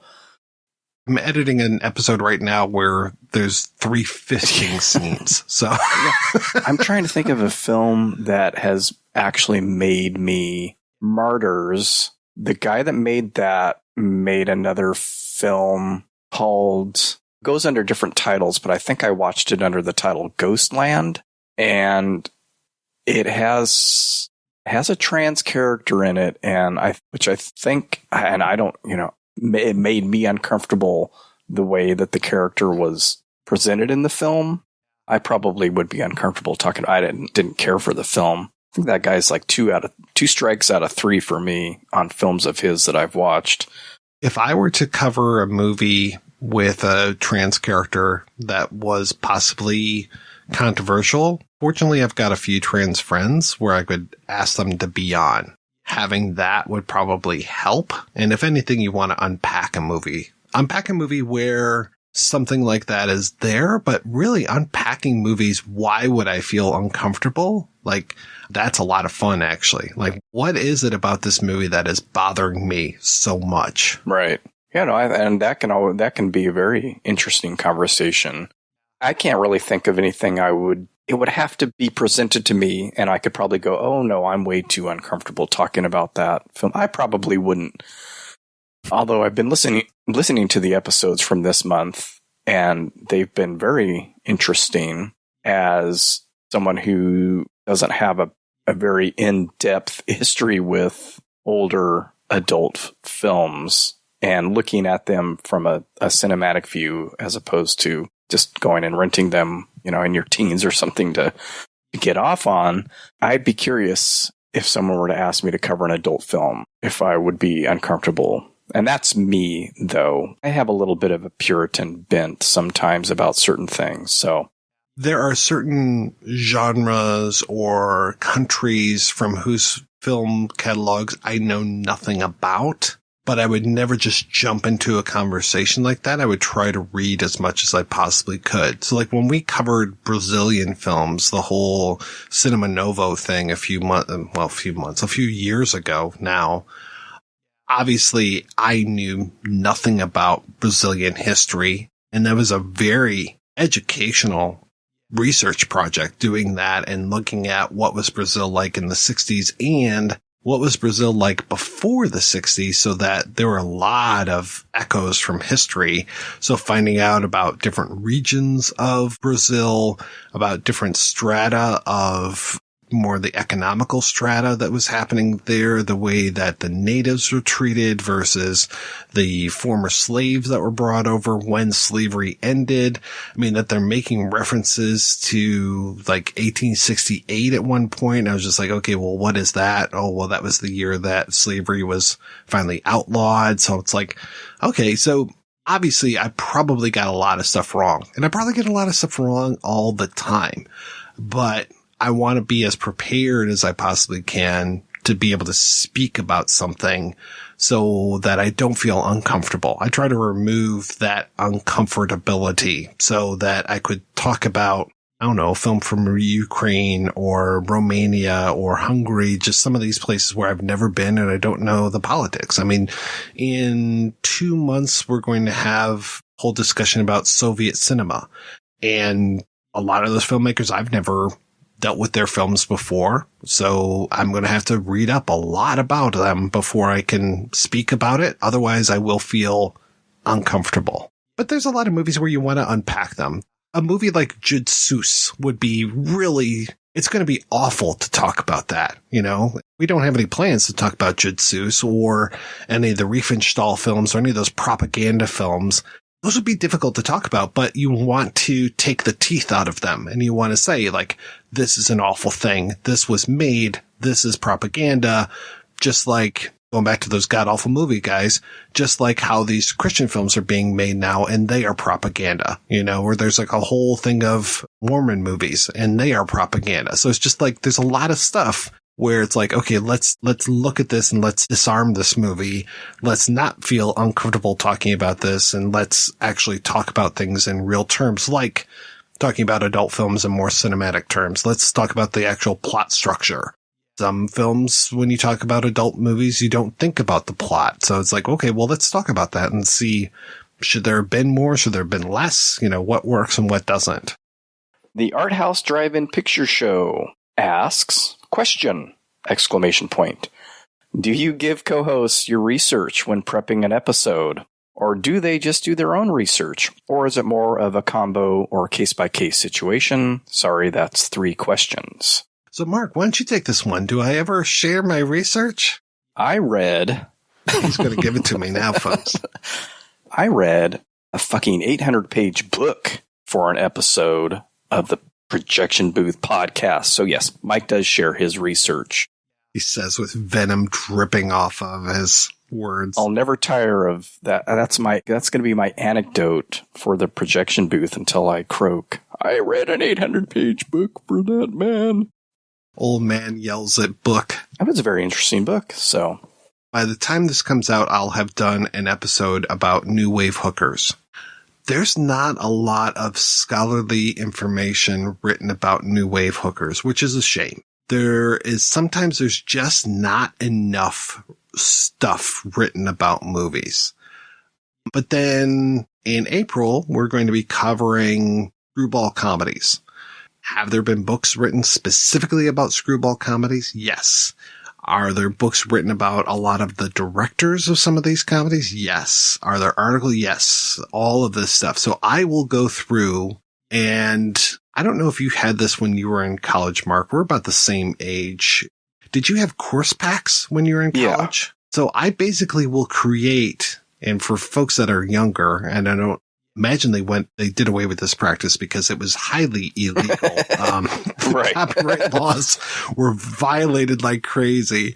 So when you were in college, at least in the early 90s, late 80s, your professors would go through and grab a whole bunch of articles from magazines, books, all this kind of stuff, photocopy all of those things, and then bind them. And then you would go to your local bookseller or like specialty bookseller on your college campus and buy a course pack. And that was a usually photocopy of a photocopied bound thing of all of these articles. And then it'd be like, okay, for this week, we're going to be talking about, I don't know, Full Metal Jacket. So read this article by Susan White. And there it is in your course pack. So I create course packs a lot of times for my co-hosts, and I will even, if it's summertime and I get home from work, I'll have those things printed out a lot of times, and I'll go sit out on the back porch and just read article after article after article of something that I'm talking about. And all of that stuff is shared with my co-host. So, you sign on to do an episode about, I don't know, let's stick with movies that we've talked about. You sign on to do an episode about Popeye. So you're going to go through, you're going to get a big PDF that's in the Dropbox that I will share with you. And it's going to have, articles from American Cinematographer. You're going to have chapters from books about Robert Altman. You'll have interviews with, Shelley Duvall. You'll have like older stuff, newer stuff. You'll have stuff about the actual like Popeye King Syndicate comics and all this stuff. It could be as little as 2 or 3 little articles. It could be as much as 800 pages. And I'm talking like actual course packs that are 800 or 1,000 pages all about the movie that we're going to be talking about. Does everybody choose to read that stuff? Not necessarily, which kind of makes me mad sometimes because I took all the effort to put that together, but it's out there and it's available and you can do your own research. And in fact, I've been a little put out sometimes when it's like, I'll be on the phone with, on Zoom with other co-hosts and they'll be like, well, I read this fascinating article and this, and this. And I'm like, dude, you could have shared that with me. I would have loved to have read that because I want to read as much as I possibly can. And I don't want to be the quote unquote smartest guy in the room because I'm not, I never am. The reason why I love when people do their own research, or I love to get people that have their own experiences with things and then come on and talk about that stuff. So it's just like, I love putting together research. I love sharing it and do with it what you will, ignore it, read it all, read an 800-page book about the Brood. Whatever you want to do is fine by me. But, I figure the more we know coming in the conversation, the more well-informed we sound. on the other end of that, I can say, yes, it's shared. And it can be, like you mentioned, anything from, I'm trying to think of one that had a lot of stuff. There was, well, and also if you have Mike on your show, he'll supply a lot of research because you did that with The Evil Dead and I didn't have anything. And I think even some stuff with looking for Mr. Goodbar and maybe one of the other movies possibly that was related to that. Something. So that's always nice. And that comes from you having done some research on that for your cruising episode. And so that's always nice. Yeah, there was something on Netflix. There was a behind the Goodbar killings, but then I thought there was also like a made for TV movie with maybe. And he passed away, I think, like right before that or right after it. George Siegel? Yeah, George Siegel was in it. And it was kind of the aftermath, like track down, yes. Finding the Goodbar killer. It was a TV movie, but it was pretty interesting. I don't know if you or Sam watched that, but I did. I am still in, you mentioned college, and I was one of those guys that when getting the course pack or when getting the books, we had to buy books too, hundreds of dollars worth of books for every fucking class. And so I always did all the work because you never know what's going to be on the test. And so I sort of approach being on the projection booth the same way. Oh, I better read all of these things so I don't sound like an idiot when I'm on the show, which I don't know that it helps all that much in that case. I don't want to sound like the IMDb trivia section. And I don't want people to like get their information from the IMDb trivia section, but sometimes there's just no information out there. So when we covered that Turkish horror film, The Antenna, that's one where you had 20 pages worth of stuff to read. I don't even know if it was 20 pages. Then that was it. That's all we had. Meanwhile, Black Christmas, we had that new Black Christmas book to read.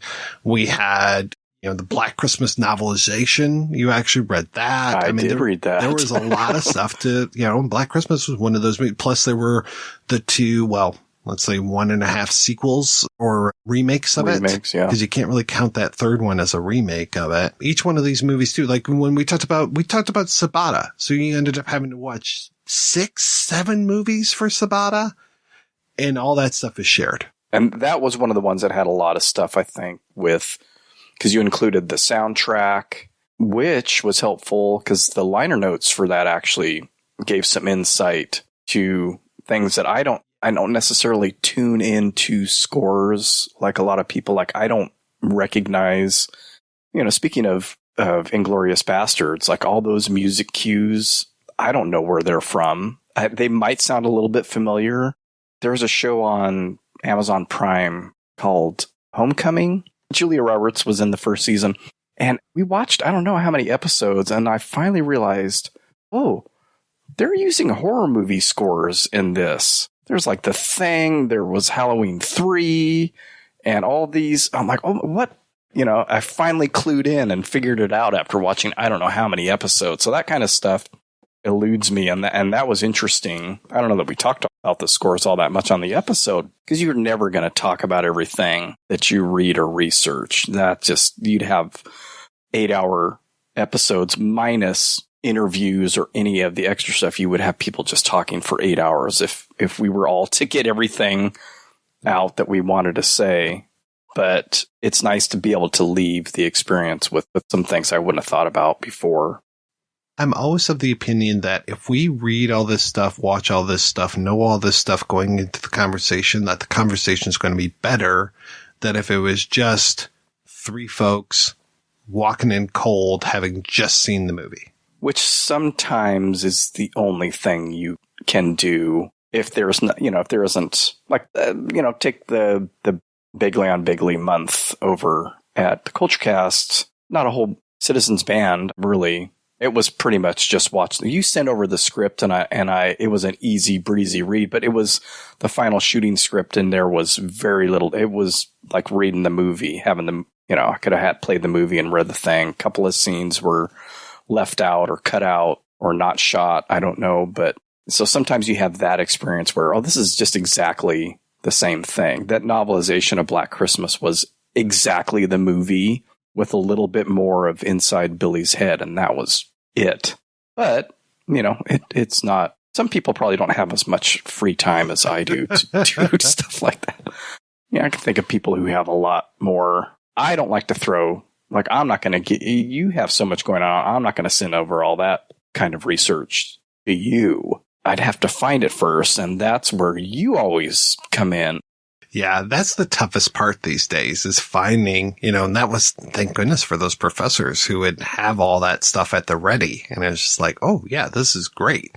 But yeah, I mean, you can see my bookshelves. I've got certain books where it's just like, okay, if I'm going to do a movie about Hitchcock, I've got a whole shelf of Hitchcock stuff. So I can go through and find all that stuff. But then there are other filmmakers where you're just like, where am I going to find that? There's one book about Hong Kong horror movies. There's not that much to talk about. I'm talking with Chris in 2 weeks about Ringo Lam's Full Contact. Yeah, there's some stuff about Hong Kong action films, but it's talking about how cool Hong Kong action films are. They aren't taking apart like the gender politics and all this kind of stuff. It's like a lot of times it's very tough to find the material about these things. Has anybody even written about some of this stuff? Maybe, maybe not. Finding articles out online and you're just like, does this person even know what they're talking about? Or are they just regurgitating things that they found? That just makes me think of that whole Bob Clark story about him talking to John Carpenter about what he would do with Black Christmas, which I thought was made up because I could never find any citation for it. And because nobody mentioned, it's on this interview on the Black Christmas DVD and or Blu-ray. So yeah, sometimes that would have been helpful in some of those articles, but I guess websites don't have to do that. I mean, I kind of experienced that myself firsthand from 1995 when I was being interviewed about the whole "who do you think you're fooling" in Tarantino thing. I just found that journalists would quote other journalists, sometimes without giving any sort of proper credit, which was weird. And they would just repeat the same thing. And it's that whole, if you repeat it long enough, it becomes factual. And it's just like, you should really actually look into every single time you say this stuff. You should probably look at what the source was. That's where it's very important to go back to these interviews and not just, well, I heard that Elliot Gould didn't like this person. It's like, well, where did you hear that? What did you read that someplace? How about you have a source for something? Or let's go straight to the horse's mouth and ask Elliot what he thought about this. So yeah, it's like, let's actually do a little bit of digging here, folks, and do our due diligence. I hope one of the things that I've managed to do with the projection booth is put down some of these weird, persistent rumors that are out there that really just don't hold any water at the end of the day. All right, let's go ahead and take another break, and we're going to hear from Dan Gardner, the CEO and developer of the RunP app.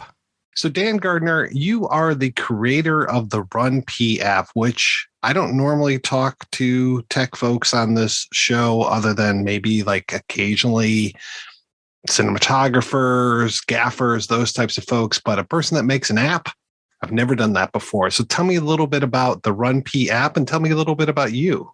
The RunP app is very simple. It tells you the best time to run and pee during a movie so you don't miss the best scenes. And I had the idea for this. So I'm an app developer. So is my wife. I had this idea after watching the remake of King Kong back in 2005, which was like, I think a little bit more than 3 hours long. So, during the movie, I get to the end of it and I'm like religious about I love movies. I am not going to get up and go to the restroom. By the end of the movie, I was in absolute agony. I mean, you can imagine, we've all been there for a 3-hour movie. And I was like, oh, I can't make it. The end of the movie was ruined. That's all I could think was just, remember his heartbeat? It's like, boom, boom, boom, boom. I'm like, die, just die. I've got to go. So the movie's over and it's opening night. And I go out, we're leaving the theater and there's all these people queued up to see the next showing. And I want to tell them, hey, there's this scene in the middle of the movie that's got these giant, gross bugs. It doesn't really fit with the rest of the movie. It's not important, a couple of minor characters die, whatever. You could run to the restroom and come back and enjoy the rest of the movie in comfort. But of course, I'm not going to tell strangers when they should go to the restroom. And besides that, I needed to go myself. So that was that. I had the idea and kind of tabled it. I kicked it around a little bit here and there and was busy working at Microsoft. And so that kind of kept me on my toes. About 3 years later, 2008, I'm leaving Microsoft to be a freelancer.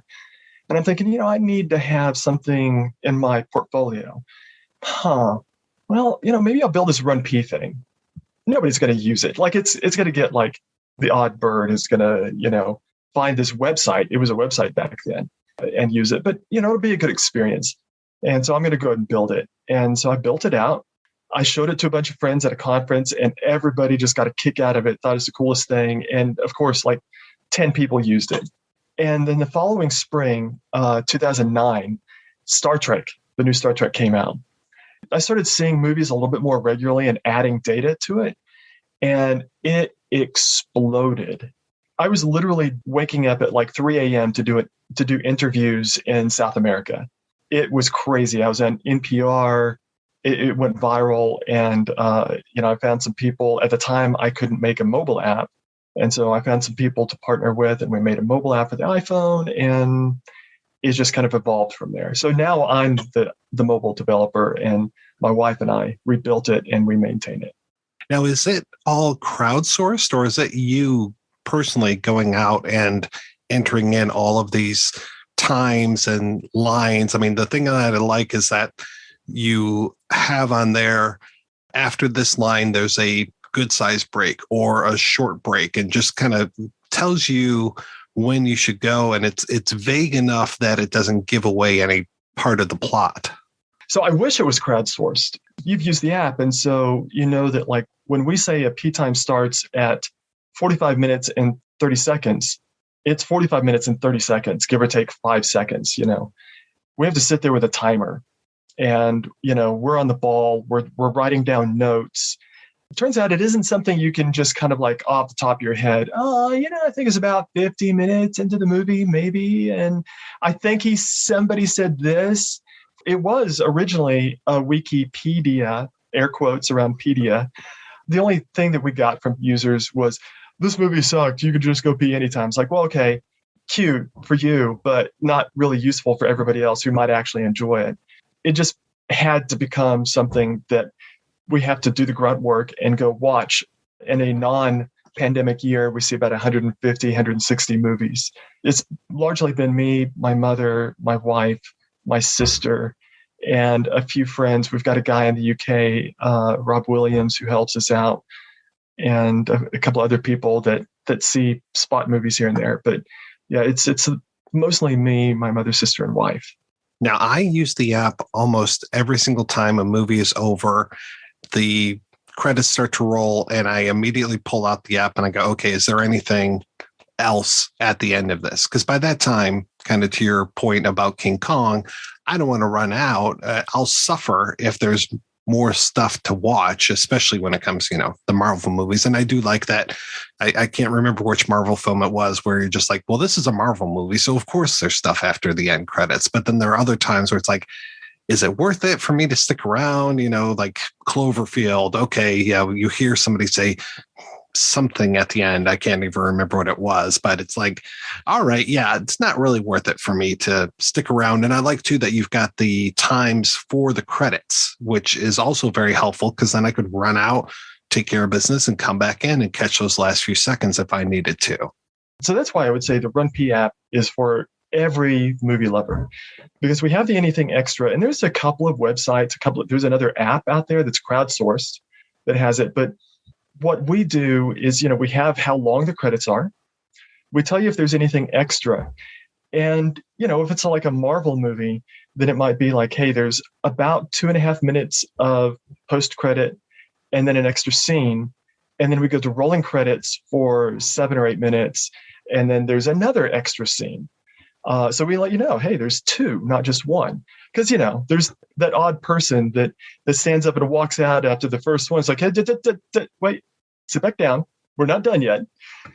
A funny story, I actually saw Wonder Woman in Beijing, China. And everybody, it's the first Wonder Woman, everybody stayed in their seats. Okay, what's the extra? What's the extra? And we get to the end of the movie and it's just like, done. And there was like an audible like, oh, come on. Like, DC, throw us a bone here. Like, copy the MCU a little bit. We try not to give spoilers for what's extra. So, we usually say like, hey, there's an extra scene that is pivotal to maybe an upcoming movie or something like that. We don't tell you what it is. But then there's like the Cloverfield thing. It's like, okay, look, at the very end, so-and-so says something. That's it. It's not worth sticking around for. You're caught up. We try to judge. We don't want to spoil it for anybody if it's something juicy.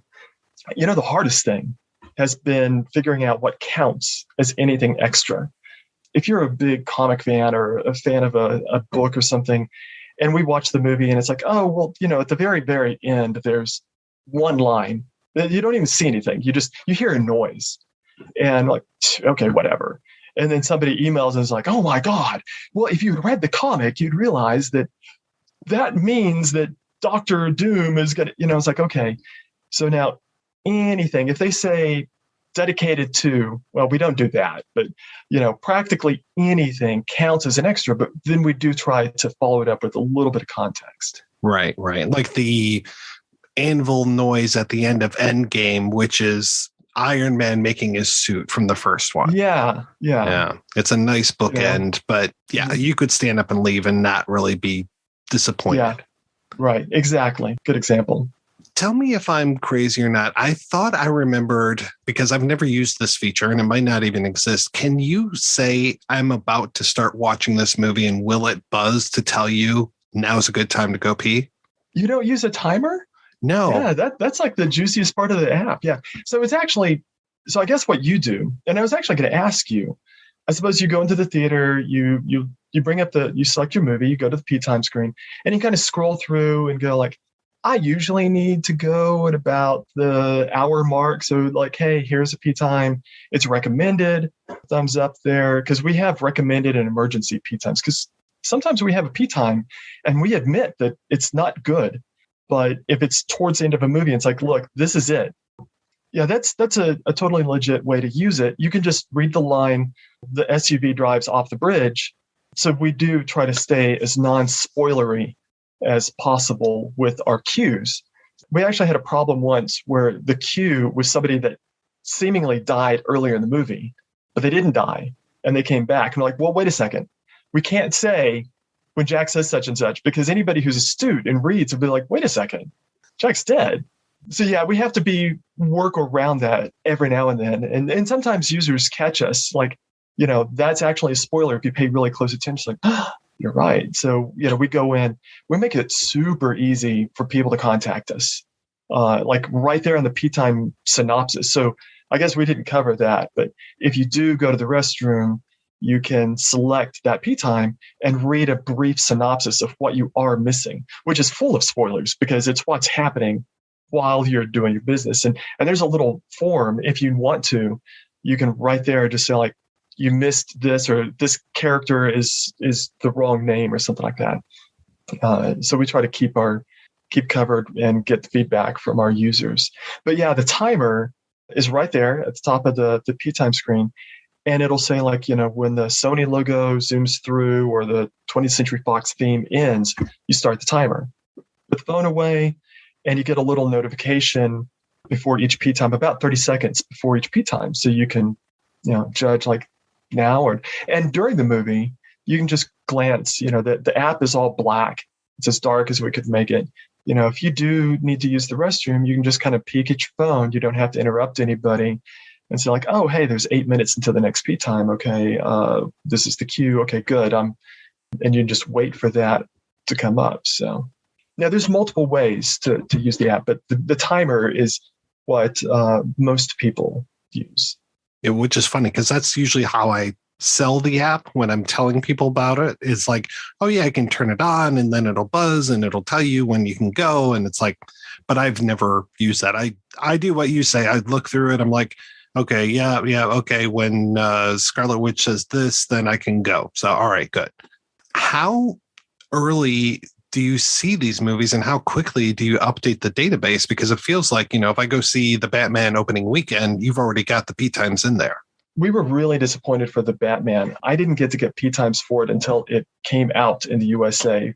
We try really, really hard, especially for blockbuster movies of that magnitude, to get P times earlier. So we've got Rob in the UK who can go see it there on opening day, which is, give or take 6 hours before us. So he can go see it, get back, add the P times, and at least Americans, we're the ones who matter, right? Well, this is about, I think 80% of the market is the USA, and then 5% Canada, 5% Australia, 5% UK, and then 5% everybody else divides it up. Yeah, so for that one, we were really disappointed that we don't want fans who love to go see the opening show to be going out with a bunch of friends and like, oh my God, I got to tell you about this app. And then they show them, it's like, oh, well, they don't have P times because they're actually seeing the movie at the same time as we are. So I have resorted to BitTorrent and download the cam copies. So a lot of times the movies come out a week or so early internationally. This is the worst part of this job because they're crap. It ruins the movie experience for me, but I'll sit through it, I'll watch, I'll get the P times. Like I was able to do this for Spider-Man. And then I usually don't watch like the last half hour. Like I get where I'm comfortable. This is going to be the last P time. And, usually about 30 minutes from the end of the movie, we can close the book and just enjoy the rest. And so I didn't see how it ended until I got to the theater. But yeah, I've resorted to that a couple of times. Hopefully Rob is able to, help us out on the odd movie and do it that way. Tell me a little bit more. I've been a fan of the app forever, and you actually made a special offer for listeners of the podcast. If you download and install the app, and before you sign up, there's a Pcoin coupon code. Say that fast. Pcoin coupon code. Just enter Projection Booth. So you start the app, you get it going, go to the menu at the top right, and there's a place there that says, Pcoin coupon code, and just type in Projection Booth. And then once you do register your email address, then you'll get an extra 5 Pcoins, which a Pcoin is our in-app currency. And so you don't want an app like the RunP app to throw ads at you during a movie. That would be bad. So we've got this, you can watch adverts in the app if you want to earn Pcoins that way, or you get free ones for certain things. When you register, you get 2 free. You get them if you've got this coupon code.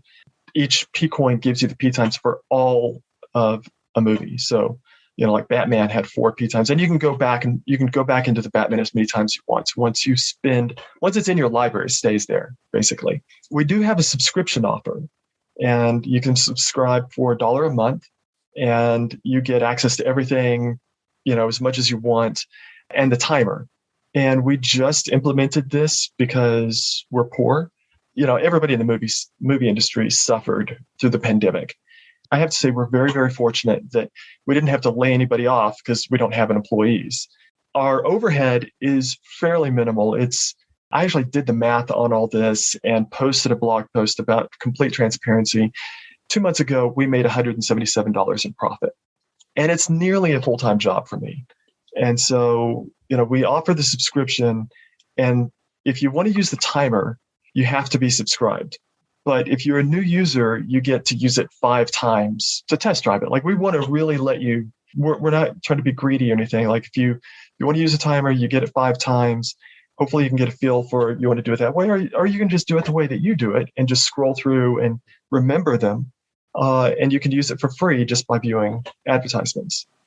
So that's why you're sitting behind this solid gold desk, is all that money you're just raking in from the app.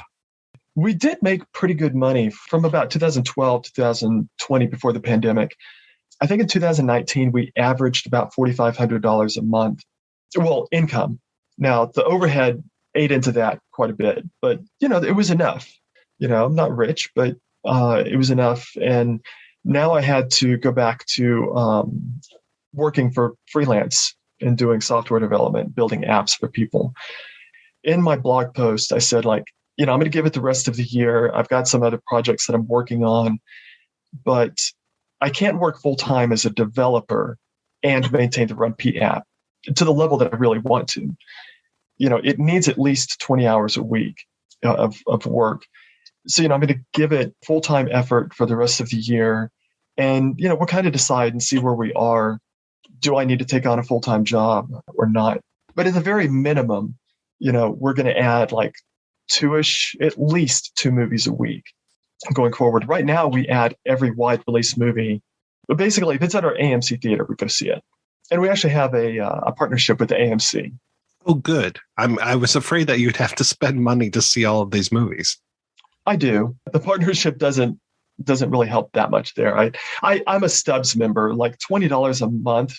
They give me movies for free, but I have to show up at the theater to get the tickets, which doesn't help on opening night for a popular movie. So, just get Stubs. I can get tickets well in advance and not have the headache because we have to sit in the back corner of the theater. We've got our phone, we're taking notes, we don't want to disturb people. And so if we end up with not being able to get that back corner seat, it's very awkward for us, and we don't want to bother other people. So, and you can't really judge with your pocketbook. You have to see a lot of really crappy movies as well. We do draw the line. Like, we don't do documentaries. Every now and then there'll be a movie that's like, there's a movie coming out this week. It's got the girl from Killing Eve, and it's 83 minutes long. And so we're probably going to, it's actually not even showing in our theater either. But yeah, we would have skipped that one because like 83 minutes, that's kind of hard to justify. A movie now, if it was a MCU movie at 83 minutes, you can be sure we would actually be there. But we do have to make allowances sometimes for, this is not going to be popular enough to bother with. So it sounds like support your local theater, go out and go see movies, and subscribe to Run P. We don't make people subscribe. Like I said, we want to make sure that like the anything extra stuff is completely free, and you don't even have to see adverts for it. Like there's no paywall to that one. It's just if you need to see the P times, we put a lot of work into this. And also it's kind of fair that I think that the people who really support us should get something extra for it because they were kind of supplementing the app for everybody else. I just felt that was the best way to go. I know how I feel about subscribing to something every month, and I'm picky. If it's a website, like, no, I can read that information someplace else. I'm not going to subscribe to ESPN Plus because it's free on NFL.com and it's the same stuff. So, I get it.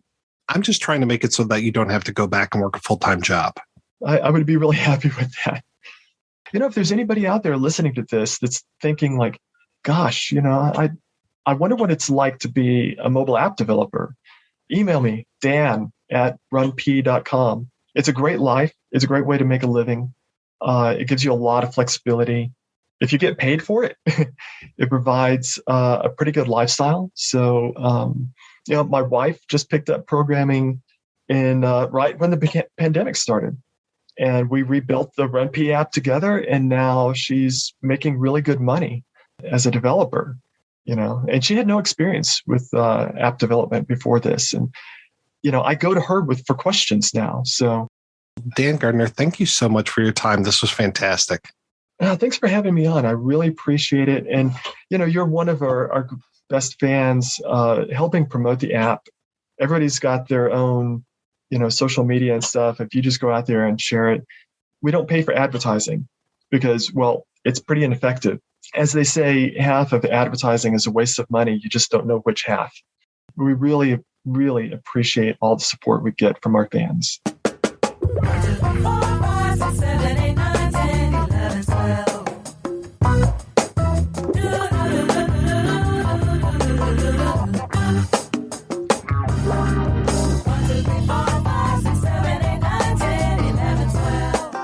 All right, we are back, and we are still in the question and answer section of EgoFest 12. You guys signed on for it, so let's take another question. This is from Paco. As usual, I apologize for my poor grammar, vocabulary, and especially because I'm poor as a rat and I think this means I can't contribute with Projection Booth as much as I like. That's fine, Paco. We all do what we can. In 2020, you did a 1969 special. I think it was 2020, but I'm not sure, where you talked about 1969 movies. Have you ever thought about another special like this? Is 1969 your favorite film year? The 1969 stuff came up just because I'd say around September, October of every single year, I start to put together the list of movies that we're going to cover the next year. This year's a little bit of an exception because I've already got way too many things slotted for next year. But when I was doing the list for 2020, and Paco, you're right, it was 2020.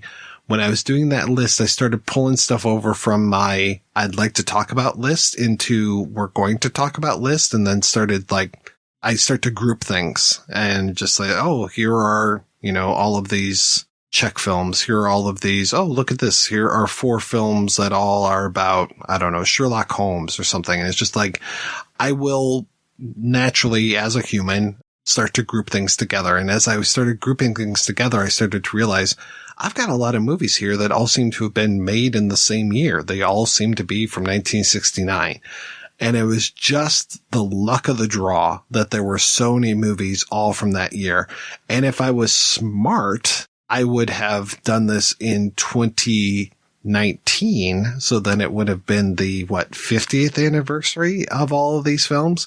But instead, because I'm an idiot, it was the 51st anniversary of all these films.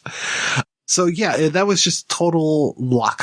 Or bad luck that I covered all of those. And then I decided let's celebrate it and play it up and did that little Iggy Pop intro and stuff and just, really played up the 1969-ness of things. Even when we got to Czechtember, there were a couple 1969 movies in there as well.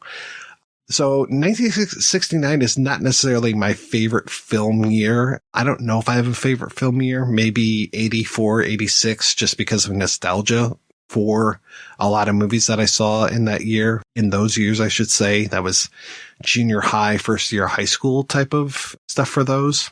I don't have any plans of doing another year celebration. And if I did, I probably already should have started thinking about 2023 and what movies were from 1973 or 83? I don't know.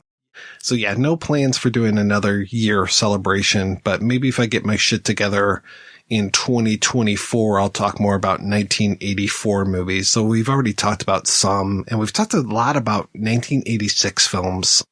I just kind of noticed that one time when I was putting stuff together, like, oh wow, we've talked a lot about 1986 movies. Maybe that's because I was finally able to go to the movies on my own, or there were a lot of really good movies released that year.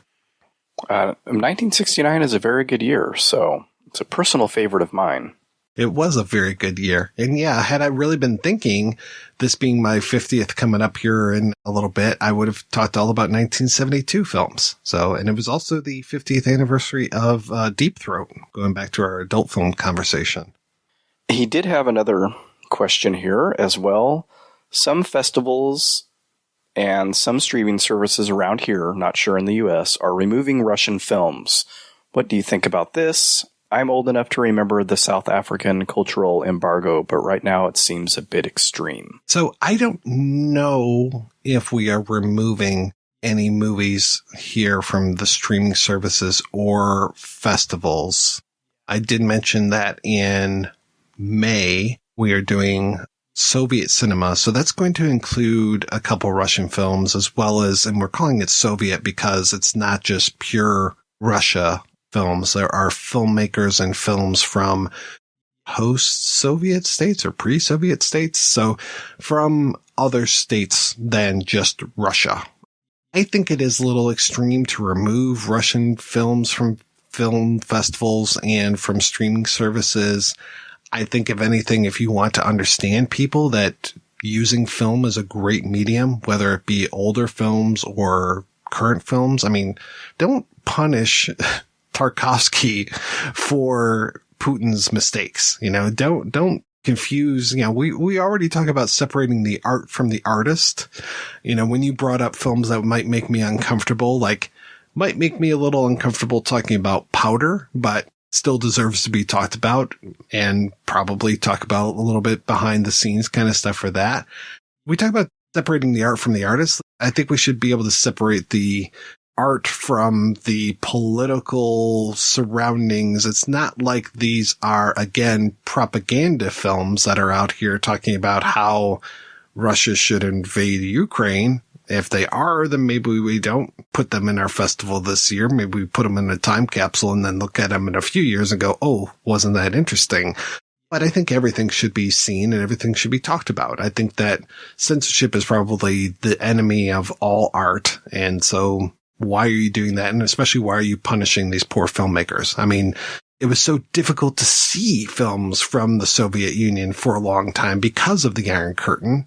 Quit doing that. We need to see these things and they need to be out there. Right now, it's even kind of tough sometimes to see stuff from China just because there's not good distribution of a lot of Chinese films. So 1 or 2 films come through and you're just like, oh, wow, this is fantastic. You know, like that Drive My Car movie comes out and you're just like, holy shit, this is fantastic. It's like, well, there's a lot of other films that are being made by this country. I know that's Japanese, but it's like, there's a lot of other things. So if you think this is good, you should probably see a lot of these other things. If you think Parasite was great, you should see in more South Korean cinema. So I would love to see stuff that's being made in North Korea right now. I don't think that a lot of stuff is, but if it is, let's see it because it might reveal. That is probably propaganda. Yeah, exactly. It's the same idea as changing the name of Russian dressing to, well, Thousand Island, because they're practically the same thing. It's like, what's the point of that? That's so stupid. So stupid. Yeah, I haven't even thought about that. I haven't heard any rumblings of like, oh, this is not on Netflix anymore or something weird like that. But what Russian films were on Netflix to begin with? Right. It would have to be more like the Criterion Channel, who I don't think would pull Stalker, going back to that film, or et cetera, et cetera. He ends here. I almost forgot to include this. And that's it. Thanks again for your podcast, man. I wanted to include his thanks in there. Yeah, that's all silly, silly business. Well, I think people are smashing their Russian dressing or stupid shit like that. Or like people are making weird like comments and threats to Russian immigrants or people that have been here forever with Russian names. And just like people who were hating Asian people because of COVID. It's like, are you some sort of confused motherfucker? It's that weird fragility in people that, I don't know, I don't even know how to explain it because it just boggles my mind every time I see an example of it. It makes no sense. It's an anger that can't be, it's that fragility mixed with that anger, and it's a bad mixture, and this is the only way I know how to express it or something. I don't know. It's very strange to me. Next question, before I get too political. Also Ukraine. Yeah, also Ukraine. Jason Jeffers. I'm familiar with this guy. First of all, thanks for what you do. The Projection Booth is simply the best movie podcast around. You know your stuff, your interviews are fascinating, and you keep the tone light without trying hard to be funny. That's because he removes all the laughter, Jason. Since you just started The Shabby Detective, my question is, if you could cast any actor as a killer on Columbo, who would you choose? I think Jack Lemmon would have been great. So likable that you don't want him to get caught, and brilliant at playing an exasperated, nervous guy. Boy, ain't that the truth? That is an awesome question because most of the time people are talking about who should be Columbo in a remake. Of course, it's Mark Ruffalo or Natasha Lyonne. I mean, she's basically doing that in Russian Doll, but hopefully Russian Doll has been taken off of Netflix because it's got the word Russia in it. Yes, there's an example. I know who I would like to be a killer on Columbo. Ed Begley Jr. Oh, yeah. He's going to be on an episode. I'm curious as to when you guys are going to get to it. Which season is it? Do you remember? I don't know. I'd have to look it up again because I found it on I had to go to the Columbo page, DB, because it's not listed as a credit on Ed Begley Jr.'s page. Because I found the picture, I was looking for pictures of him, and so I scrolled through his credits, and of course he's got so many credits. I'm like, my eyes were glazing over, but like it has to be within a certain time frame to be a Columbo episode. And I kept going up and down and up and down and never seen Columbo. And so I think I went back to my image search and found out what that episode was called, and then found that on the Columbo page. But I'm not sure. I'm not up on my Columbo. So it was like a TV movie, maybe, or if it was an episode of the show. Well, every episode kind of is a TV movie. They're all like 90 minutes to 2 hours long.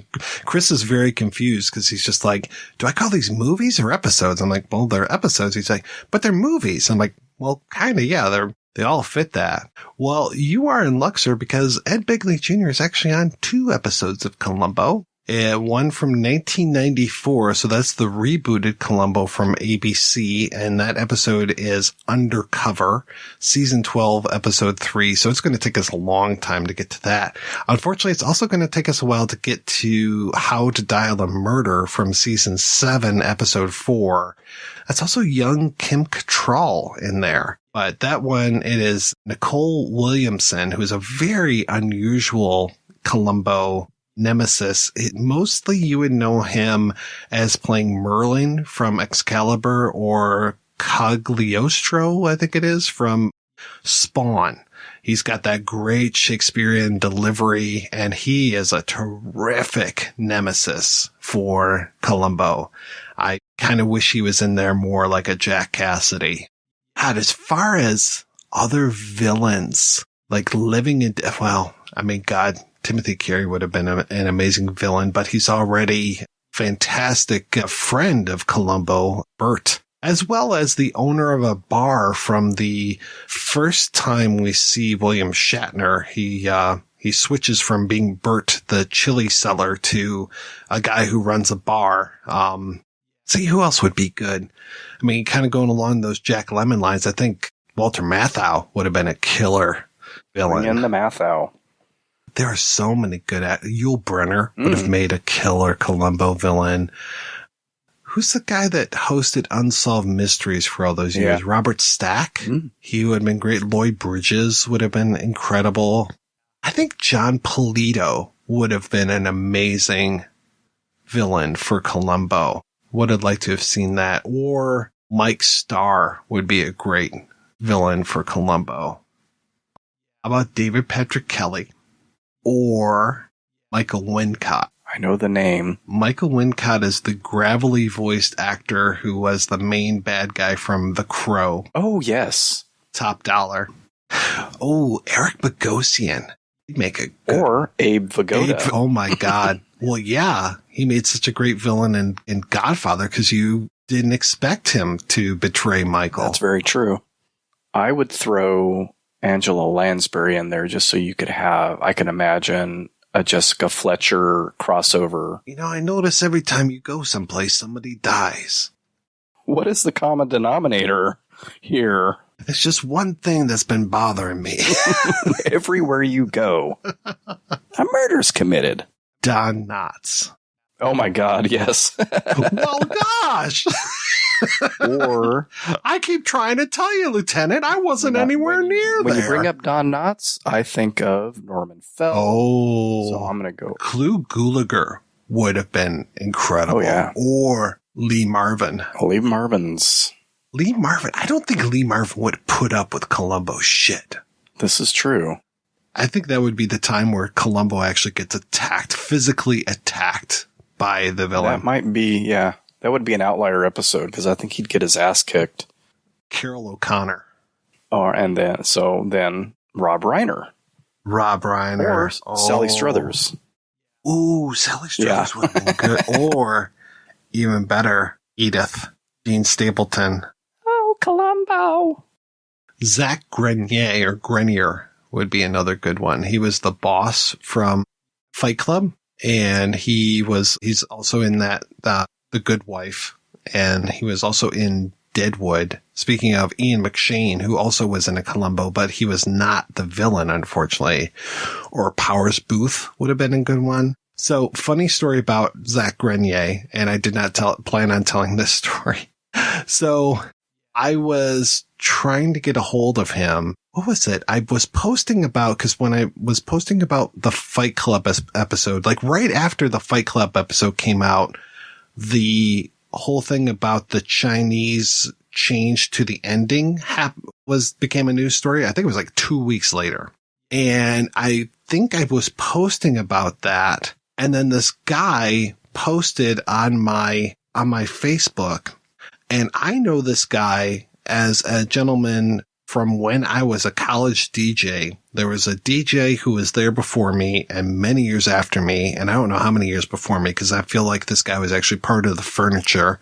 And he was also on WEMU, and he ran U of M at WCBN 88.3 FM Ann Arbor. He ran the Jazz Till Noon show. And so when I was doing the overnight shift, he would be the one that came in to relieve me. This guy went by the name of Arwolf. And I took a long time for us to know that his name wasn't actually Arwolf or even had Arwolf in his name. His name is Ted Grenier.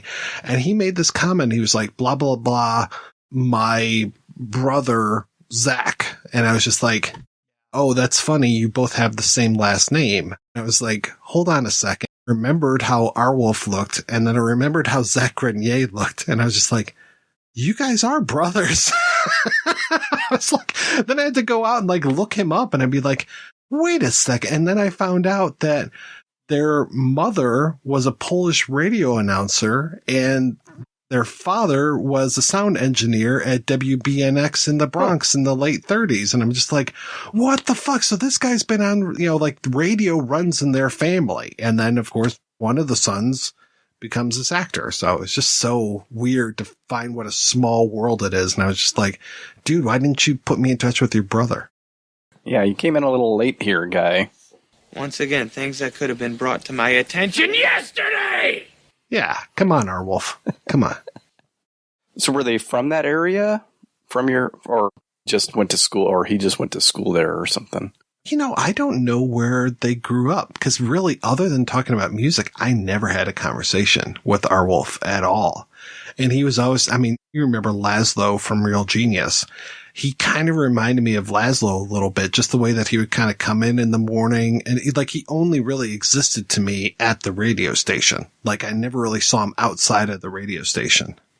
Is he aware that you do this podcast now and talk to these people and talked about a movie that his brother was in? He might be aware of it. I'm not sure. Oh, I'm just looking. Arwolf is actually on the IMDb. I had no idea he was in a movie called Love Letter to Ann Arbor. So too small funny. World. Yeah. It's a very small world. So yeah, I'm not sure if he's aware or not. I actually asked Arwolf a few years ago. There's a project. You know me, Mark. You know that I have a lot of things going on all at the same time. There's a project I've been wanting to do for the longest time. I was at NoirCon, this kind of get together that we have in Philadelphia. It was supposed to be in LA back in 2020. Obviously that didn't happen. I was in the last one that happened in Philadelphia, and this gentleman was reading a story, and it was this whole thing about David Goodis and Philadelphia and music and how important music was to David Goodis's writing. And he came up with this whole playlist, and actually Cullen, who was the sound engineer, and he was the one playing all these music clips. And I was like, I really like this, and I think it would be great to take this guy's story and put it over this music that he mentions in the story and some of the songs that Cullen was playing. Woody Hout, I think is his name. I was like, well, I don't want to read this. I need somebody who's got a little bit more gravel in their voice. Maybe next time I'm really super sick and I wake up with that, more of a Tom Waits voice. A Tom Waits would be perfect. And I was like, who would be my second choice if Tom Waits isn't available is Arwolf. I think he would be great. So I actually reached out to Arwolf, and he was just like, yeah, I'm way too busy. And I'm like, okay, I have no time period for this. So if you have time over the next 5 years, and I think it has been about 5 years, if you have time over the next 5 years, here's the music track. cut all the music together. I timed it. I've got all this stuff set. One of these days, I think I might have to be the one who reads it, but I just don't have any gravitas to my voice. I wish that I did. Or I could do like Father Malone thing and like deepen my voice. Not his voice is not deepened when you hear him normally, but when he records promos, he deepens it. It's like, man, maybe I could do that, but I don't know. My other long-term plan is one of these days I've got a friend who has access to an old out of tune piano, and he has agreed to play a whole bunch of old Christmas songs, like not necessarily the ones that you associate with Christmas right away, but like I Saw Three Ships or Good King Wenceslas. Some of these are like more not obscure songs, but just the ones that you don't hear on side A of the Christmas record album. For that, I want to imitate Tom Waits because I think Tom Waits should record a Christmas album, and I want to do that, like, again, I don't know if I could get voice that gravelly. Maybe I should start smoking cigarettes and try to get there. Or, unfortunately, John Polito is dead. He would have been another great person. That is very true. Great voice. Drinking whiskey and smoking cigarettes. Yeah, I think that's the only thing you can do to get that voice. Or yell, like, for 12 hours straight, I guess. This is my plan for the Christmas album a la Tom Waits. You may even talk about this when you talk about the Patreon stuff. This is sort of a leading question here, but I think I saw it asked either on Facebook or on Twitter. How can listeners find out what you have scheduled for the year?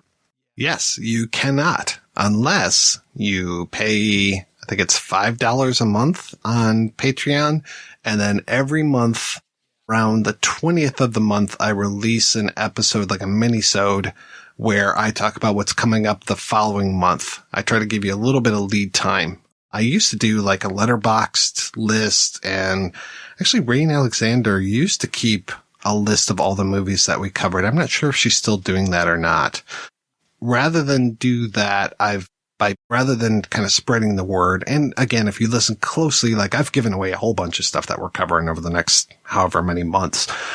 But for sure, every single month I'm doing these mini-sodes where I talk about what movies are coming up, any sort of like, hey, I'm on this audio commentary. Hey, check out this, guest spot, any of those kind of things, just to try to have something to justify that $5 level. Like if you're at $10, you get every episode released to you early and with much fewer commercials. But if you're at $5, then you get that mini-sode, $5 and above, and then I think it's $3 you get my thanks. So I was like trying to find a way to incentivize people at that $5 level. So you get a little bit of a heads up. This is what we're covering the next month. All right. Dallas Norvell asked, again, 2 or 3 part question here, or 3 maybe separate questions. Have you ever thought about doing another episode on a movie you already covered? Yes. Actually, we've done a couple things where, like Manos, The Hands of Fate, of all movies, we went back after there was a restored version of that and talked to the guy who restored it, as well as just kind of talked more about the movie. Death Game, we talked about Knock Knock and Death Game and a bunch of other things. And then we went back and did the screenplay reading, which was a lot of fun. And speaking, that goes all the way back to the very first question as far as screenplays. I would love to kind of start to do more of that screenplay reading thing. The next one I would want to do is One Crazy Summer, because if you listen to the episode we did on Better Off Dead, Screaming Steve Holland talks a lot about how different the screenplay was for One Crazy Summer. I want to sit down and figure out, and now with Zoom, it's a lot easier to do this because we did the Death Game one on Skype. And so all the tracks were mixed together, but with Zoom, I can have them all separated, which helps. It didn't have to do a lot of editing with that one, luckily, but I would love to do One Crazy Summer. But another heads up, we're going to be doing a redux on Eyes Wide Shut because there have been some really good books, or at least one really good book, plus a really good fan edit of Eyes Wide Shut that have been put out over the last 2 years. So we're going to go back and talk about that. And then the one exclusive to Ego Fest listeners, I really want to go back and redo our episode on Taking of Pelham 1, 2, 3. Speaking of Walter Matthau, just because I don't feel like we did enough justice the very first time. That was like episode 3 or 5, something like that. And really hadn't found the tone of the podcast yet. And I just remember not really feeling like I did that film justice. So I'd love to talk about that. I've found the screenplay, the novelization. Of course, there's the TV remake plus the Tony Scott remake. So we can still continue to talk about those things. Lick My Bunghole Motherfucker, that whole thing. Mm-hmm. And yeah, talk about that movie the way that it needs to be talked about. Cause I think Taking of Pelham 1, 2, 3 is a fantastic movie. I've been trying to talk to Hector Elizondo for years. Still haven't done it. There was a guy who used to come in, Brushes with Greatness, starring Mike White. There was a guy who used to come into the Blockbuster that I worked in Ann Arbor. And he came in one time and I had to look up his account and I noticed his last name was Elizondo. And I was just like, oh, just like Hector. He goes, yeah, my brother. Another weird brother story, right?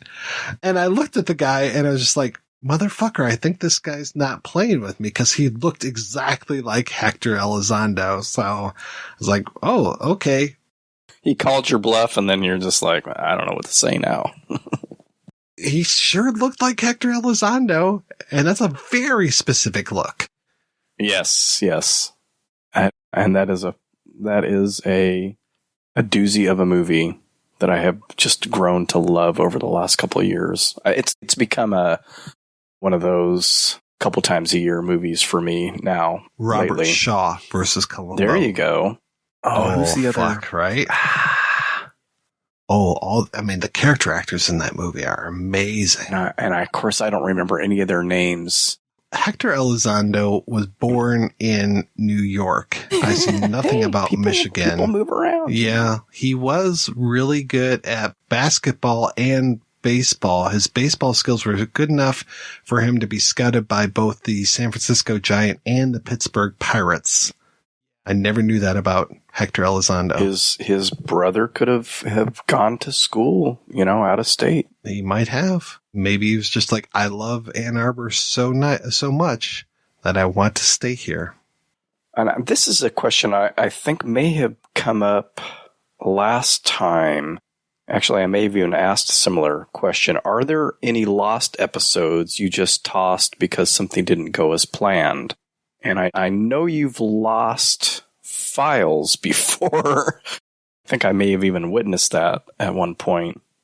It was an interview. You had like 4 or 5, I think, different interviews. Don't remember losing the interview. And one of them just kind of disappeared. I'll have to go back to the last Ego Fest, I guess, and listen to that. I'm sure you probably did recover it, either via Audacity or out of your... I want to say it was, I deleted that, and I hadn't saved a version, and something else, but I think you did end up finding it. Anyway, back to the question. There were lost interviews for the Tracks episode.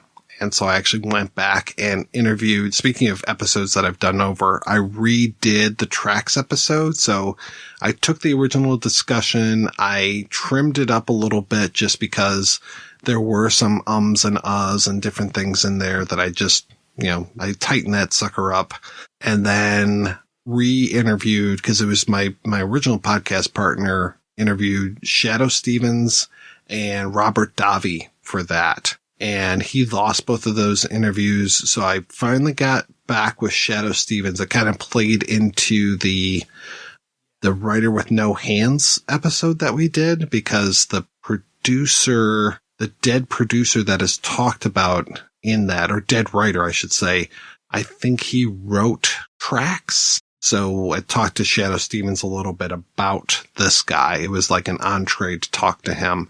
And plus, what other movie is a starring vehicle for Shadoe Stevens? Not many. And he's very proud of that movie still, which is great. I love that movie. Robert Davi, not able to get a hold of him, even though we've talked about several Robert Davi films over the last few years, especially An American Christmas Carol. maybe my politics got in the way of that one, but unfortunately I was not able to talk to him because I would have liked to have talked to him about Showgirls as well, or Die Hard. I mean, he's been in so many great films. But yeah, as far as like an episode that's lost, I mean, people are probably still waiting on the 2001 A Space Odyssey episode, which is still not edited just because there are so many fucking interviews for that. And I've actually added a couple. A lot of those interviews were done by my first podcast partner, by Justin, right around the time where we quote unquote broke up, because he was doing interviews without me. And I was just like, well, this is kind of weird. He's like, well, no, this is a very personal film for me. That's why I'm doing this, and without you. And I'm just like, okay. So that was back when I would get really put out by like, I was like, no, we're supposed to talk to people together. And it's actually a lot easier if you just talk to people one-on-one. I mean, that worked out pretty well when Rob and I would interview people, and when Justin and I would interview people. With Rob and I, we would have a shared Google document, and we would just kind of like type to each other in the document, or have the questions already written out, and it'd be like, okay, you take this one. Wait, I've got one more follow up. And so we would just kind of talk to each other while we were doing the interview, which is also slightly distracting, but I thought it worked out okay. But yeah, so the 2001 episode still out there, still just needs to be edited. It's going to be a doozy when it comes out. I'm having Mandela effect because every time you bring up that one hasn't come out yet, I'm like, I'd listen to that. What are you talking about? Nelson Mandela is not on that episode, nor is Stephen Biko. Yeah, otherwise we really haven't had anything. I mean, I'm a pack rat, and I save everything as much as I possibly can, and I haven't just throwing anything away. I mean, even if there's episodes, if there's interviews, there's a couple of interviews that are still just kind of sitting out on Dropbox right now, where it's like, I just got to do something with this. And they're usually either like one-off interviews where it's like, oh, I'd really like to talk to this guy, and then try to find an home for that interview, or people that have come out after I've put up stuff and they're just like, oh, I worked on that. I would have loved to have talked to you about that. And it's like, well, once again, things that could have been brought to my attention yesterday. I'd still like to talk to you. I'm not going to go back in and put your interview into this, but I will release it as a separate interview. And again, it's like, can I find another episode where this might fit in, maybe even better than original context? That's a nice thing to have those extra, every once in a while we'll go, oh, there's, more with whoever. And a lot of times I think I assumed earlier that was just, you got them. And I know this happens too, because you did it with the author of the 800-page book on the Brood, where you talk about more than just the book on the Brood, and that you can pull out and use as a separate interview. That is actually a smart thing to take that, oh, hey, now I'm available. Oh, well, the fucking episode's out, dude. You don't want to say that, but no, that's a good idea well, let's talk about that. Roger Donaldson from White Sands, where it's like, I wrote to his publicist and I was just like, oh, I'm so sorry that we couldn't talk, but here's the episode anyway. And she's like, oh, well, yeah, we can set this up. And I'm like, oh my God, really? Like, I had bothered you for a year before, and I'd even bothered you when we were talking about The Big Clock, because Roger had directed No Way Out. I would have liked to have talked to him about that. So, yeah, it was nuts. But you're smart, because then you can add it to that, and you might be able to, well, let's talk about this other thing, like you said, and then have something maybe to create another episode on. So that, yeah, you're a smart cookie. Woo-hoo! I'm a college man! This kind of goes along with this. When you interview, how often do you get all your planned questions answered? Or rather, do you always have more than could be answered? Most of the time I get everything answered, though every once in a while I will forget to ask something. Like, I still kick myself that I forgot to ask Harold Faltermeyer about the Crazy Frog version of Axel F, which is very weird. Like, my coworkers are much younger than I am, and a lot of them know this Crazy Frog version of Axel F, and they don't even know about Beverly Hills Cop. And I'm just like, how does that happen? So I guess it was because of the video and the earworm version of that song. I'm just like, that's so strange, but I wish I had asked him that. So every once in a while I'll forget to ask something. Sometimes there's like a whole other avenue I could go down with people. I don't try to abuse their time. Like you, Mark, are an exception. I'm abusing your time right now. We've talked for almost 3 hours here. Oh my God. Are you serious? Yeah. Oh yeah. But there are a lot of people where it's just like, okay, we're going to talk about this one movie is what I want to talk to you about. You know, that's the excuse I use to talk with you, but there's so much more I want to talk to you about. You know, let's get to this. Let's get to that. If we have a good rapport, then I might say, oh, I'd love to talk to you about this other thing sometimes. And I might get oh, well, that would be fine. Just give me a call. Oh, do you have my personal email address? Do you need my phone number? Like some of that stuff where it's like, okay, great. Like, you did have one last question here. Also, and this is Dallas Norvell still, also let me know if you're caught up on Drag UK versus the World so I can ask you questions and vent a little. I am all caught up on Drag UK versus the World. I think Jujubee was just dragging ass and should have been cut out way earlier than she was. I think that keeping Baga around for so long was awful as well. I think eliminating, I think it was Lemon right off the bat. I thought Lemon's performance was fantastic. I loved her rap in the first episode. I thought her death drop from on top of that platform was fantastic. I don't know why they got rid of her so early. I mean, it was just dead weight. Baga and Jujubee just did not deserve to be there. Yes, I liked Baga's performance on Snatch Game. That was okay, but Jujubee as Cher was just an embarrassment. She shouldn't have made it to the Final Four. And I love Jujubee, but she just was not showing at all. And they made comments about her not showing up, and she still made it to the Final Four. I'm glad that the person who won. I think that was the right thing to do. And I was not surprised when Baga and Jujubee were just eliminated right off the bat in the final. So, Dallas, if you got any more about Drag Race versus the World, we can talk. And then what's going on. The last episode that I watched as we're recording this, they just said the Lollapalooza or whatever on the other season that's happening. And yeah, we can talk about that as well. So good stuff. But maybe by the time we release this episode, they might have fewer than 6 contestants, because it's really Drag Race, regular Drag Race is really taking its sweet time with eliminating contestants this year. Well, I think you two have a lot to talk about. Apparently, this isn't really podcast related, but it is film related. Have you ever walked out of a film? And if you have you given said film a second chance? So not like stop a film. I've done that. Like you back in the theater days thought, okay, no more. Screw the $2.50, $3, $4 or whatever I paid. I'm leaving. This might be controversial, but I have walked out of so many films. Wow. Well, most of those walkouts have occurred during film festivals.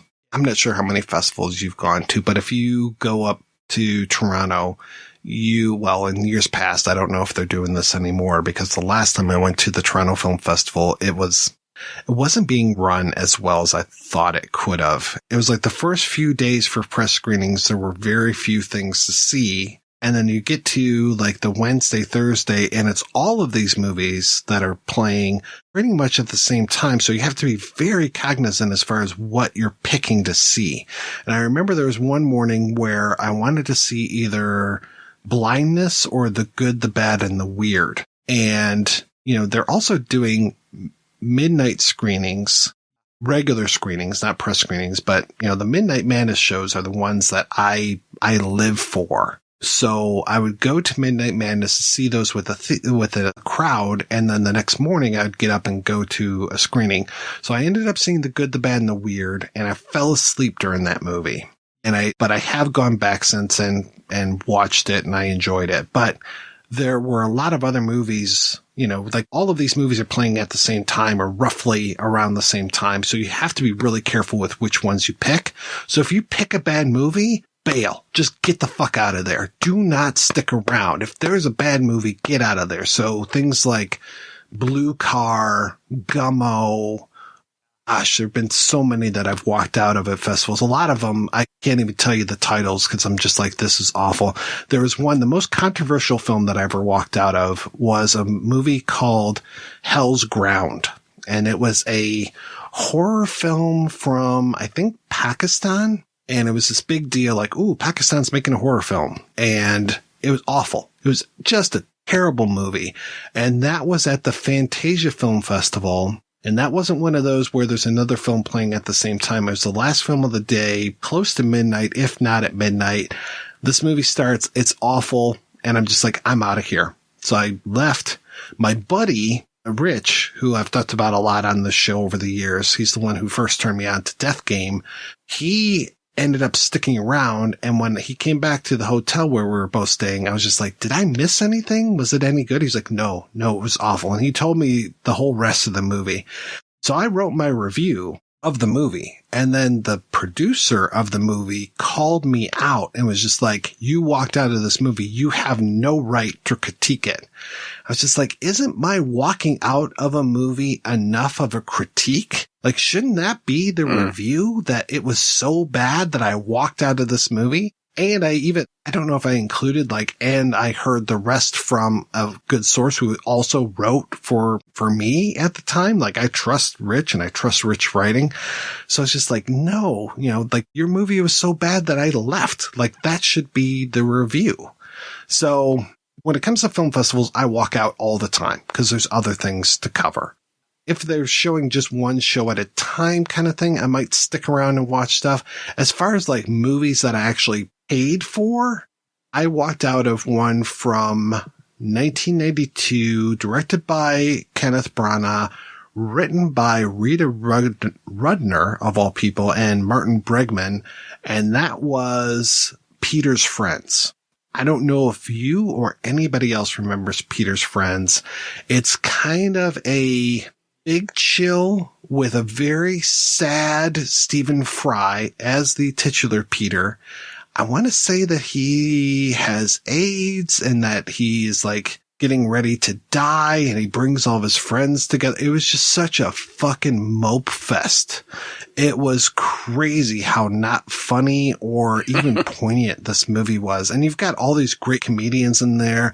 Emma Thompson's in there. Hugh Laurie's in there. Hugh Laurie and Stephen Fry. A lot of people know that they were a comedy team for a lot of years. Kenneth Branagh directed as well as was starring in it. I think he was married to Emma at the time. Just a lot of really good, talented people in there, but I fucking hated that movie and I ended up walking out. My other big walkout was Blues Brothers 2000. Walked the fuck out of that thing. I don't know if I've walked out of too many other movies since then, other than festival stuff. Obviously, turning stuff off is a whole other thing. But yeah, those were my big walkouts. And then have I given them another try? I had to fucking watch Blues Brothers 2000 for the podcast. Motherfucker. Wow. Still sucked. As I'm watching it, I'm just like, I remember this. I remember this. I remember this. Oh, I stopped remembering. Okay. I must have walked out right around here. I vaguely remember the title Peter's Friends, and that's about it as far as that movie goes. Quite a few of them are in, because you're saying that, and I'm like, wait a minute. This cast is ringing familiar for me, but a lot of them are in Sense and Sensibility, which was on the other day on TCM or something, and I was watching it. I don't know if Kenneth Branagh was involved in that or not, but Emma Thompson's in it, Hugh Laurie's in it, a couple of the other people. Yeah, I don't know if that was post-breakup for... I'm not sure. It was 95, I think, or 96 when that came out, I believe. But anyway, it was just striking me as being very familiar, but I'm like, no, that's not the movie that was on. Well, a lot of them were also in one of my favorite episodes of The Young Ones, the University Challenge episode. Actually, the episode's name was Bambi, and that was Stephen Fry, Hugh Laurie, Emma Thompson, and one other guy. Who was that? I can't remember who the other one was, that were all on the opposing team at University Challenge. Stephen Fry played Lord Snot. Emma Thompson was Miss Money Sterling, and Hugh Laurie was Lord Monty. It's so funny. And when that was on, all I could think of to tell my daughter was, that's House. And I don't think she's ever seen an episode of House, but I'm like, I have very little, I know he was in all these movies, but back then I had no idea who he was. It's just funny how these people, good for them for having really long careers and making hopefully a lot of money over here in the States on TV shows that run for however many seasons. Yeah, and then he shows up in things like Tomorrowland, but that wasn't his fault. I don't think the only movie, and I don't think we did, but we very seriously considered it, is Under the Cherry Moon. I was like, why am I watching this? And otherwise, it's hard because I'm thinking, it's going to get better. We paid money. What do we do now? They're not going to give us our money back. Just sit through it. Should we leave? And going into that movie thinking, it's another Purple Rain. And man, was it not? Yeah, that's a real shame because Purple Rain was so good. I've never tried any other Prince movies. All I remember is I felt like he was trying to do like a surreal. I should probably watch it again to see if it's even what I think I remember it as being. But it felt like he was trying to, like Prince trying to do a Fellini film or something. And it just wasn't the right combination, I guess. If I was a kid and I had been able to walk out of a movie, I probably would have walked out of Heartbeeps, because that was the first time that I think I actually hated the movie that I was watching as I was sitting in. A lot of times you go back later and you're like, oh, I watched that movie and think I liked it, but now it's like, what was I thinking?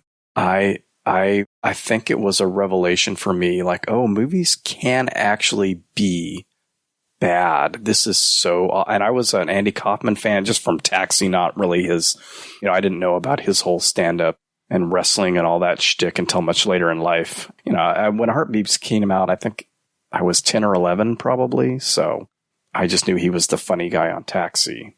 But man, oh man. And I'm sure there are a lot of people out there who just absolutely adore that film. I think I watched that movie multiple times in the movie theater.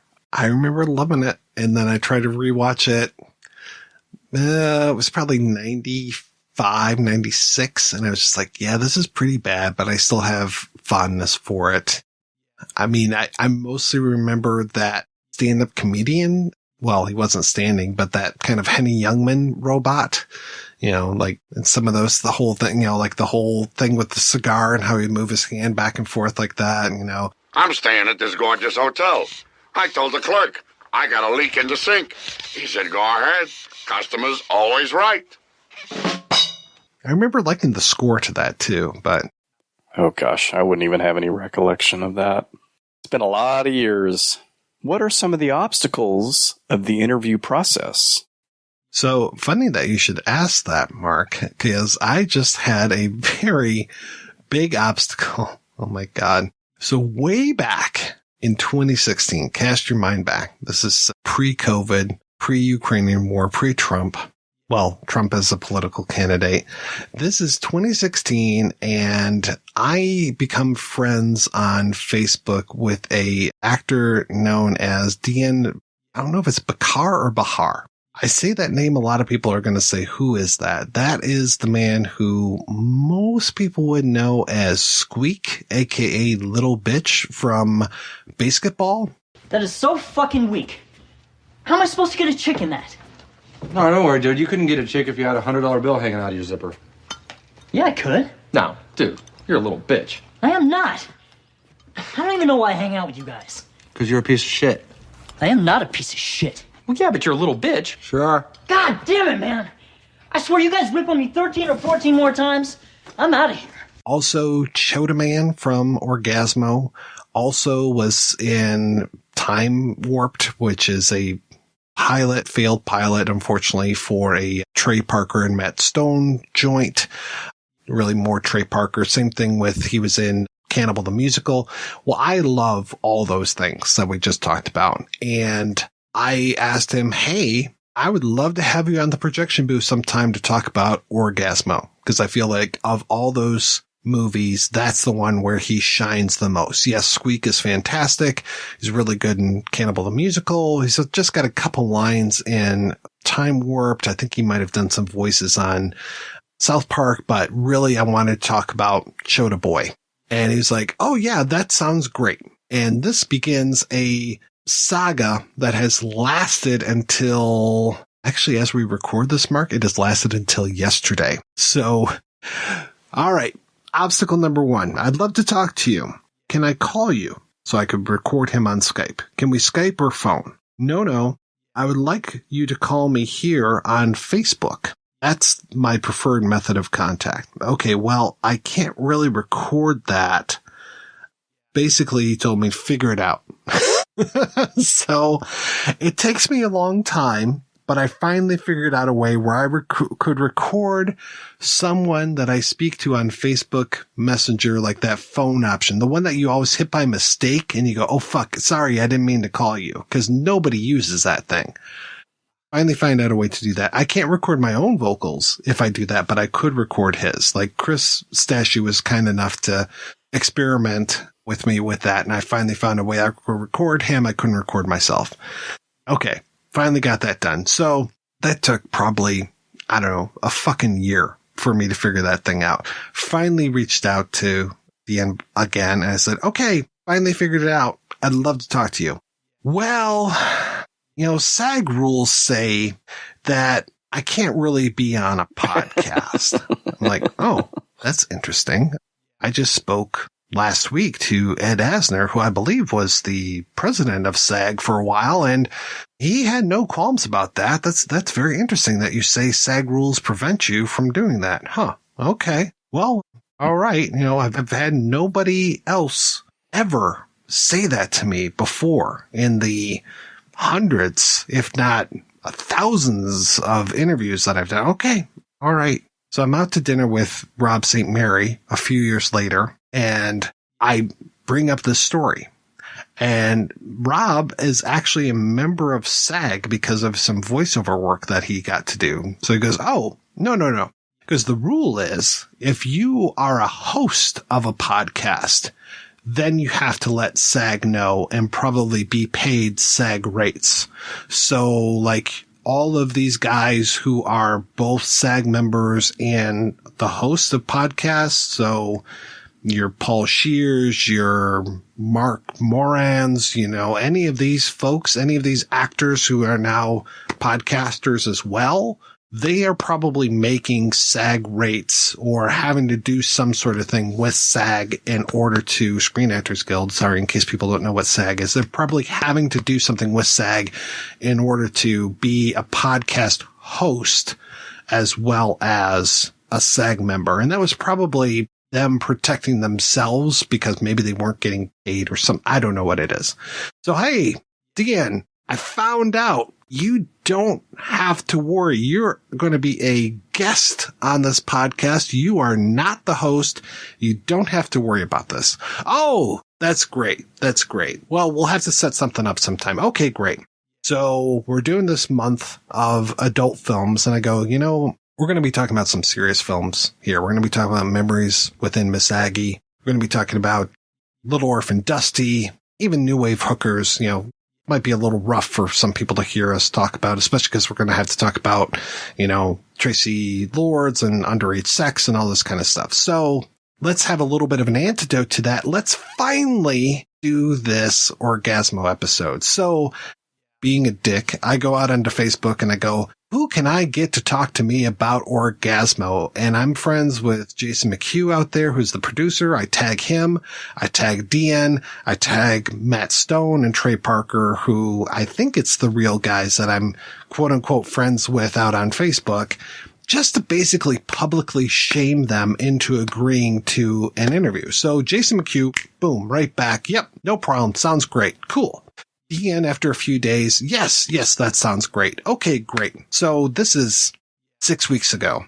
Okay, Deanne, great. Let's talk. When can we do this? Okay, give me a call Friday and we'll see if this works. Or basically message me here on Facebook. So I message him, hey, can we do this? No, I can't. Oh, my dog, it's the 1 year anniversary of my dog dying. I'm way too upset. I'm like, you gotta be fucking kidding me. The dead dog excuse? A year later? Okay. Boy, this is fucking ponderous, man. Ponderous, fucking ponderous. All right, I'll reach out to you again next week. Okay. Deanne, how's this going? Oh, I'm still upset about my dog and I'm fighting with my wife a lot. Oh, well, isn't that a shame? Okay, I'll reach out to you again in a few weeks. All right. Hey, Deanne, it's 2 weeks now. How about it? It's like, no, this week isn't good. Okay. All right. Okay. Deanne, how's it going? Let's set something up. How's that sound? What is it? Okay. Reach out to me again on Friday. Sounds good. Just so you know, I'm running up against my deadline. Quote, why do you have a deadline? So I say, well, we're going to be covering adult films this month, and I would really like to have this as kind of this antidote, for these adult films. Okay. Oh, that sounds like a really good idea. Okay. Thanks. Hey, Dion, it's Friday, the day that you said that we could do this. Is it all right if we do this at, say, 3 p.m. your time, 6 p.m. my time? Well, given this a lot of thought, I really don't want to be associated with anything that has anything to do with the adult industry. I really don't like those people. I'm like, okay, well, that's a shame because I really wanted to talk to you about your work in BASEketball and Time Warped and some of your other stuff as well. I know, probably shouldn't be saying any of this stuff, but this guy's never going to hear this. And he's just been kind of a cocksucker about all of this stuff because this has been going on since 2016. So 6 years. I'm going to skip it. After more consideration, I don't want a continued connection to adult films and that sort of association. It's a seedy world and I dislike almost everyone involved in it. Orgasmo was making fun of it, not celebrating it. Thank you for the invitation to speak with you, but this isn't a topic I wish to discuss. Thank you, but I don't want to maintain any level of connection to porn. I give up. After how many years did you say? 6 years? Six years. After 6 years, I throw in the towel. I'm never going to be able to speak with this guy. Fuck it. You lasted about 5 years and 10 months longer than I would have because I probably would have given up after the first shrug off, to be honest with you. So that goes towards your dedication, Mike. So I try my best to be dedicated. Yeah, there are certain people where I have really been trying for years and I will get an occasional nibble and will reach back out and just try to keep some of these things warm. I've been trying to talk with Mark L. Lester, the director of Commando, 8 years maybe. Mark L. Lester directed a film called Night of the Running Man from 1995. And speaking of my friend Rich reviewed it for the zine I used to do, Cashews to Cinemart, years and years ago. And then I watched it because I try to do my due diligence. I try never to publish an article about a movie that I've not seen so that if somebody asks me a question, I can actually talk about it. Rich, of course, is very reliable. He's not some sort of maniac who's going to be making up a plot. But also when I read his review, I was like, this sounds really fucking good.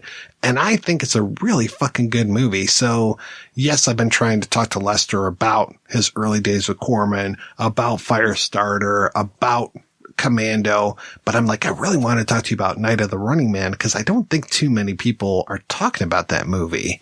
And it's like, yeah, let's chat. And that's been one of those like, okay, well, write to me over here, and gives me the email address and I email that. I never hear anything back. Every once in a while, I'll reach out. He actually wrote back right around the time of Commando. And I was like, oh, this will be great. But he never wrote back. And that one I didn't do the Kenneth C. Johnson thing of waiting because I'd still be waiting today with an episode on Commando just hanging out. See, that makes sense to me. He's done some interesting, I don't think it's foolhardy to track people down because a lot of times the payoff is very rewarding. I'm not as patient of a person, I think, as you are. When people give you their time, it's so valuable. And I don't think people realize that. So that's one reason why I try to chase folks down for many years. Sometimes it's just like, if you can give me that little bit of time, and sometimes it's just kind of crazy where it's just like 20 minutes of your time sometime over the next 12 weeks or 5 years, 6 years. It's like, just that little bit. And there have actually been people that have written back and said, I can't refuse you 20 minutes of my time over the next 12 weeks. There's nothing, and I usually put like over the next 4 weeks, 6 weeks, 6 weeks, 6 weeks, 8 weeks, 12 weeks. It's like just depending, because, that's another reason why I plan all this shit out so far in advance. Is like, it might take me a year to get a hold of this person. It might take me that long for me to either track them down or to just agree to something. I try not to be a pest. Sometimes it just doesn't work out. That would be very frustrating, I think, for me. I haven't really, I don't have interviews like you do, but I've been put off, not for a very long time, and I don't think I would last nearly as long. I really don't, because it does for me get really frustrating. Like, I keep asking, either you want to do it or you don't. So if you don't, great, I'll do something else. It works out for the most part to have quality interviews on your show, like the Alienation show. Good stuff. Good interviews. Yeah, I try my best. Like, there was just a guy I reached out to at the end of February, and he's like, okay, I'm busy until March 7th. Reach out again after that. So March 10th rolls around, and I'm just like, hey, touching base, want to see how your schedule looks over the next few weeks. It's just been crickets since then. So I'm like, okay, I'll reach out again in another 2 weeks, maybe another 3. Thank goodness for Google Calendar, because it's filled. Like, if you're to look at my Google Calendar for the next few weeks, it's just like, ping this person, ping this person, ping this person.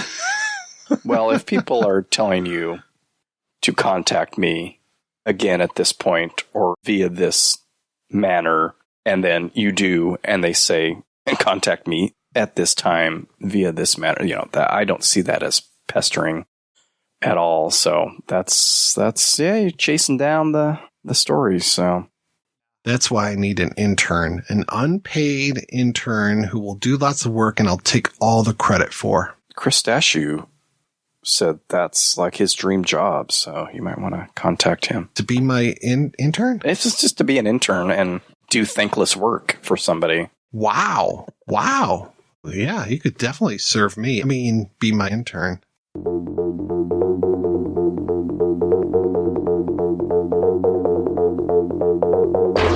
It is that time. It is time for the thank you roll call. First up, I want to call some attention to these folks. Hey, you got to go in and sign up for what level you want to be at. You might be missing some bonuses that are available depending on where your contribution levels are. So let me say again, Maestro, Mike Trupiano, Jennifer L. Kello, Christian von Schnack, Robert Servina, Raul Benavides. Y'all need to make sure that you are signed up correctly in the system so that you get all of the goodies that you are promised, my friends. Now that that's out of the way, let's talk about from the highest level in the land all the way down to the usher level. Everybody counts. I appreciate all of your donations, but I especially appreciate Kyler Fay. Kyler Fay, thank you so much. Currently, as far as I know, the only person who is at the regional manager level, and you will be hearing from Kyler later on this year, as well as some of these other folks, because they are the ones who are giving at the levels to request movies. We've had a few folks on already. We will get a lot more as the year goes on. So, also with that, Andrew Hendrickson, Jordan Nash, Von Kohlmeyer, Ludo Round, Jessica Shires, Radio 8 Ball, John Jenks, Ellis Kish, Urban Green, John Adam, Brian Tessitore, Dallas Novell, Catherine Connell, Steve Byrne, Penciliero, Emily Barney, Stuart Rankin, James Grant, also known as Jamie Gum, Tyler Rathbun, Journey of an Aesthete Podcast, Vincenzo Natali, Conrad Silas, Kay Lynch, Andre Edu, Judith Main, Jack, Winter Tyson, Victor Laval, Tilo Wickland, Bjorn Unnar, Robert Spencer, JJ-A, Nathan Lenker, Jeremy Lemos, Nick Britt, Rob St. Mary. Why is that name familiar? Drew A. Yavor, Richard Wellens, Nick Williams, Jason Jeffers, Edward G. Pettit, Zachary Clute, Culture Shocked, Dusty McGowan, Gabe Weissert, Faisal Azam Quisheri, Lori, Nico Schmidt, P.T. Ryan, Tom Norwood, Colin Gallagher, Dylan Davis, Mark Peterson, Tiago Barbosa de Miranda, Bobby Power, Gabriel Martin, Fat Danny Palladino, Jonathan Melville, Chris Martz, R.W. Lovejoy, Bob Vickers, David Hart, Cabe Gaplin, Justin Whiteman, Ed Green, Patrick Lohmeyer, Brinley Andrews, Harold Wallen, Gray Cat, Wake Up Heavy, hey, that's you, Mark, Martin Johansson, Todd Martin Cobbler, Jim Latzkowski, Kenny Siegel, David Wolf, Tony Hudson, Jason Davis, Patrick Macius, Skiz Sizik, John Redford, David Bertrand, J.A., John Rapetti, Heather Drain, Chris Cooling, Stephen Casey, Charles Wood, David Bullock, K.L. Young, Jim Stevens, Daniel Dahl, The Aftermovie Diner, Bill Ackerman, Kai Clear, Odo Mahoney, Andreas Muller, Niklas Gredis, David Springfield, Eric Peterson, Shane Hamilton, Robert K., Howard Pyrat, Kyle Weiler, Sven Rufus, Todd, Michael Sackers, The X-Cast, Mike Bell, Nick Barzak, Leon McShannig, Monica Sheets, Lutz Bacher, Susan White, Cotton Bott, Kelsey Sorensen, Paul Simpson, Hugh Beauchard, Jason Kaufman, Alistair Montgomery, Brian Rosenberg, Kelsebub, Christine King, Mike Crate, Darren Williams, Morris, Brian Holt, Alan Ricks, Michael O'Connor, Mark McElliott, Eric Luther, Thomas Ronka, Stewart, Boots Century, Matt Clark, JC, Eric Hygraff, Myrna, Matthew Clark, Antti Holopainen, Alvin Akarma, Mick Brooks, and last, but definitely not least, David Jowden. Thank you, everyone, for your contributions to the projection booth. Can't thank you enough. As I say, you are the ones that make the show go. I always appreciate you.